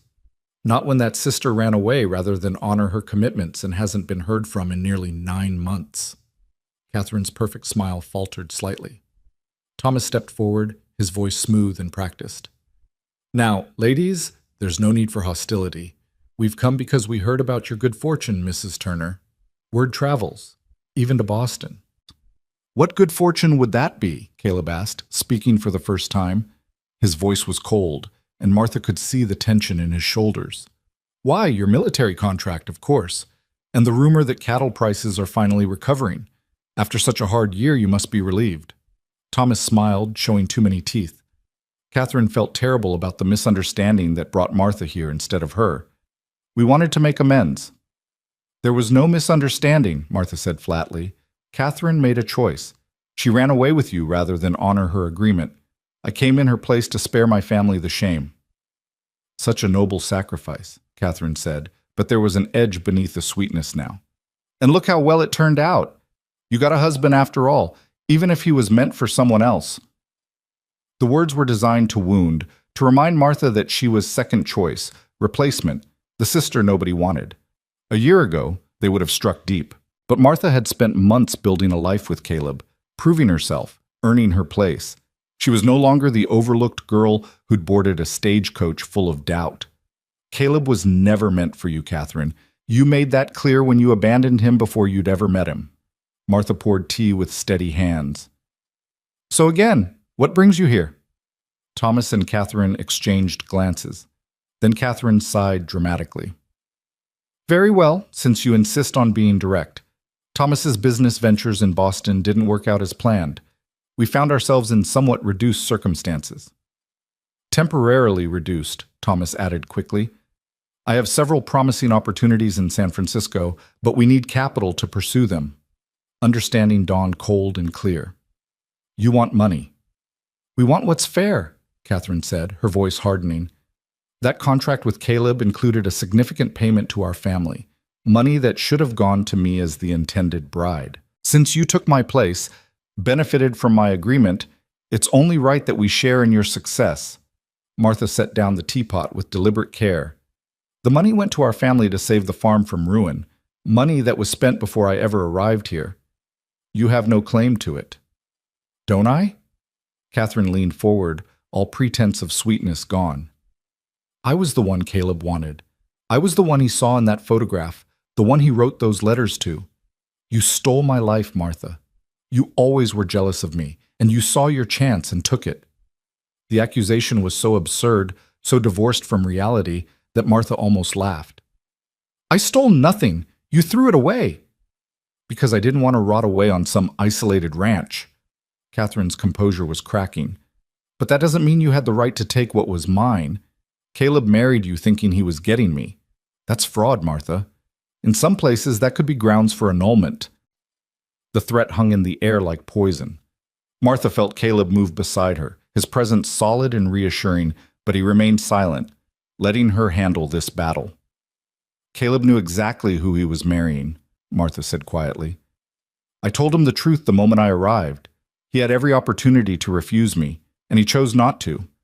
Our marriage is legal and valid, and you have no claim on it or us. Thomas stood, trying to regain control of the situation. Ladies, please. We're not here to threaten anyone. We simply thought, given your good fortune and our family connection, you might be willing to help us. A small loan, perhaps, just to get us established in San Francisco. How much? Caleb asked, his voice like granite. $500 would be sufficient to— No. The single word cut through Thomas's practiced pitch like a knife. No? Catherine stood, her face flushing with anger. You'd refuse your own sister-in-law when she's in need? I'd refuse two people who showed up here with threats and manipulation, trying to extort money from my wife. Caleb moved to stand beside Martha, his arm settling around her waist. You made your choices, Miss Lowell. Excuse me, Mrs. Whitmore. You chose Thomas over the life you'd agreed to. You chose Boston over Wyoming. Those were your decisions, and you live with the consequences. But Martha chose my life! Catherine's voice rose to a near shriek. She took the husband that was meant for me, took the ranch, took everything. I never wanted you, Caleb said, his voice cutting and cold. I wanted the woman described in those letters, hardworking, practical, ready for frontier life. But that woman never existed, did she, Catherine? Those letters were lies, pretty words designed to hook a husband you had no intention of actually coming to. Martha might have written them for you, knowing you, but she never would have written them for herself. Catherine's face went white. How did you— The handwriting in the account books matched the handwriting in the letters. It took me exactly 1 day to figure out that Martha had written your correspondence for you. He looked at Catherine with something close to pity.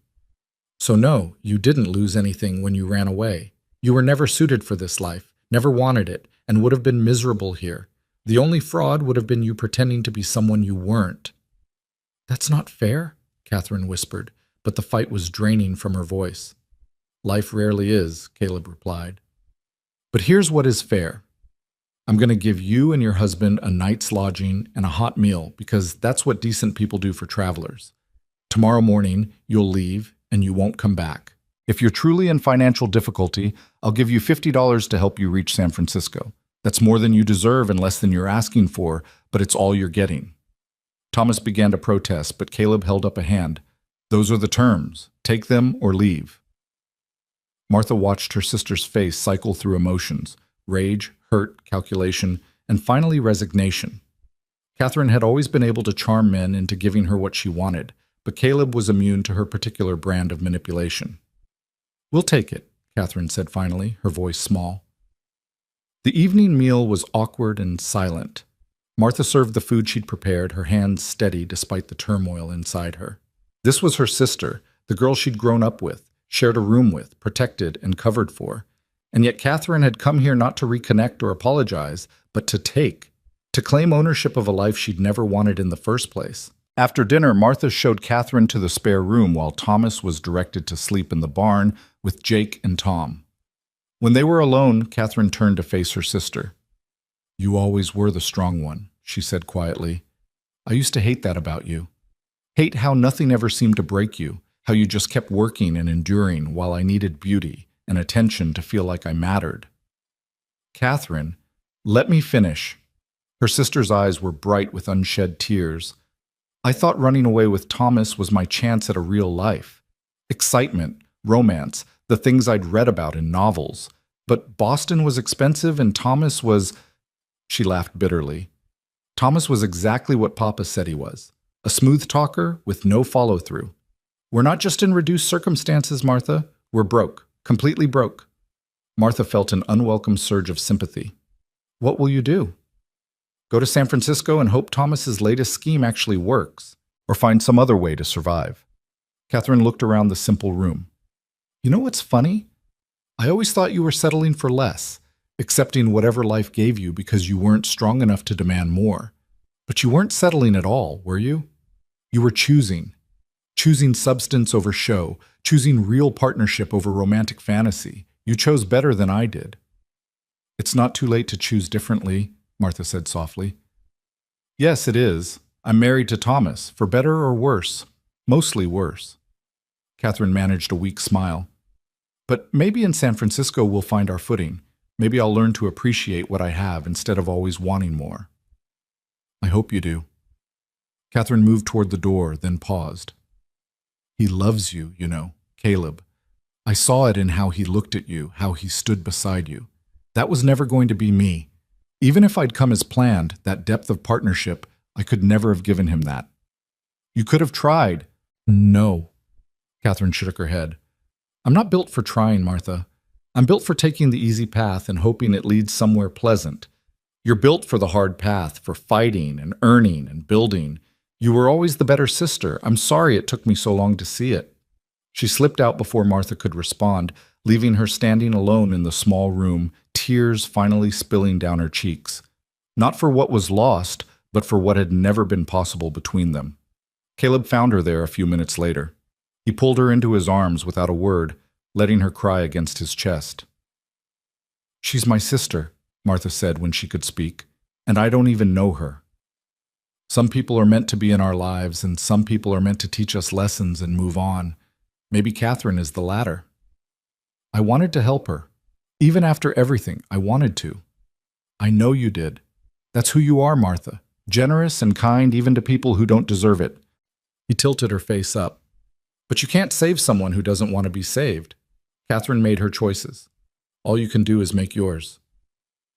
The next morning, Catherine and Thomas departed with Caleb's $50 and a basket of food Martha had packed despite everything. Catherine hugged her sister briefly at the carriage door. "Thank you," she whispered.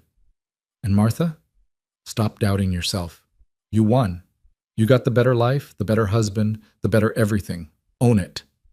Then she was gone, the carriage rolling away down the valley road, taking with it the last ghost of Martha's old life. Caleb stood beside Martha as they watched the carriage disappear.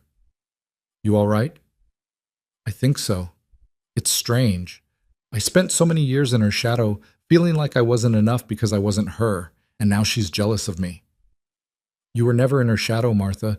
You were just standing in the wrong light." He took her hand. "Come on.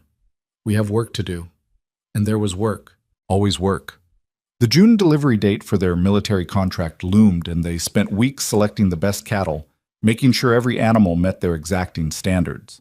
Martha updated the health records obsessively, documented every detail, ensured their presentation would be flawless.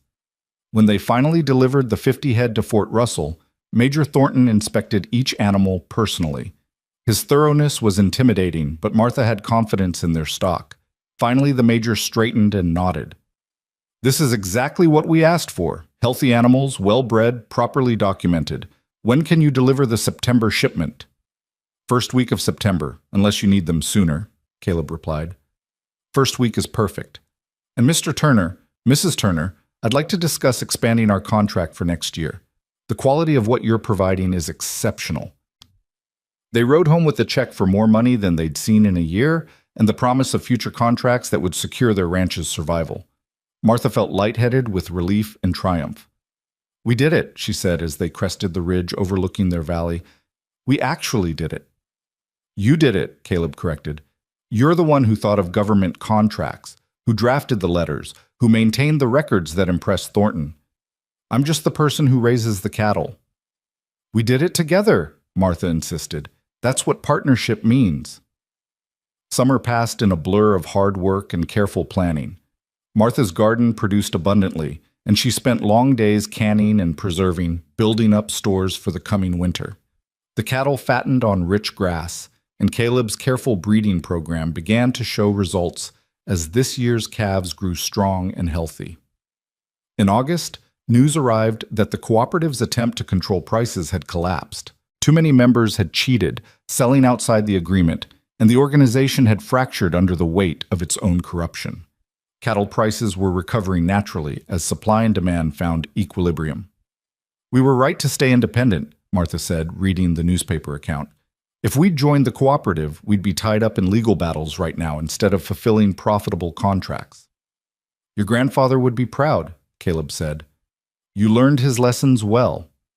The September delivery went as smoothly as the June one, and Major Thornton was pleased enough to sign a contract for the following year, 100 head delivered in 2 shipments, with prices that guaranteed them not just survival, but actual profit. As autumn painted the valley in gold and crimson, Martha stood in her garden harvesting the last of the vegetables before the first frost. She was 24 years old, married to a man who valued her partnership as much as her presence, and building a life that was entirely her own. The sound of hoofbeats made her look up. Caleb rode toward her on his bay gelding, and even at a distance she could see the smile on his face. What is it? She called. He dismounted and swept her into his arms, spinning her around despite her protests about her dirty hands. Cooper just told me the railroad is planning a new route through the valley. They'll be loading yards within 5 miles of our ranch by next spring. Martha understood immediately what that meant. We won't have to drive cattle to distant markets, and we'll have first access to the new yards. Everything is coming together, Martha. The ranch, the contracts, the future we're building, it's all working. She looked at him, at this man who'd given her a chance when he could have refused her, who'd valued her strength instead of mourning her lack of beauty, who'd chosen her every day since. Because we're working it together. Always together, he agreed, and kissed her there in the garden with the mountains rising around them and the future spreading out like the vast Wyoming sky. That evening, as they sat on the porch watching the sunset paint the world in shades of amber and gold, Caleb pulled out the old journal he'd kept since founding the ranch.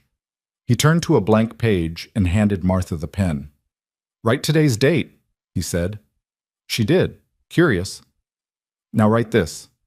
Today we stopped being people who survived and became people who thrive. Today we chose abundance over scarcity, partnership over independence, and forever over temporary. Today we choose each other, again, as we will every day for the rest of our lives. Martha wrote the words carefully, her handwriting neat and precise in the journal that documented their shared history. When she finished, Caleb added his own note beneath hers. Martha came to me as a replacement, sent instead of the sister who ran, but there was never any replacing to be done.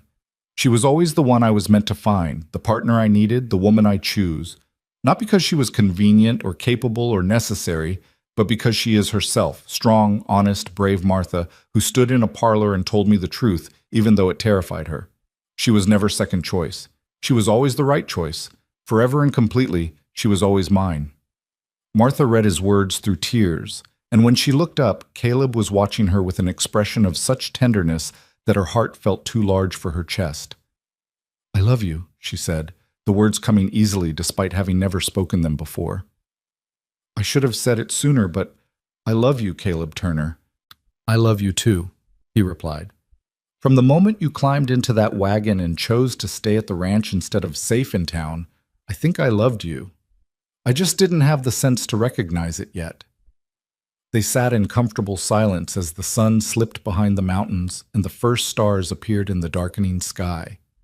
Somewhere in the distance, cattle lowed peacefully. The creek burbled over stones worn smooth by centuries of flow. The house behind them stood solid and warm, filled with the evidence of their shared work and shared lives. Martha thought about the frightened woman who'd stepped off a stagecoach 9 months ago, expecting rejection and prepared to accept it as her due.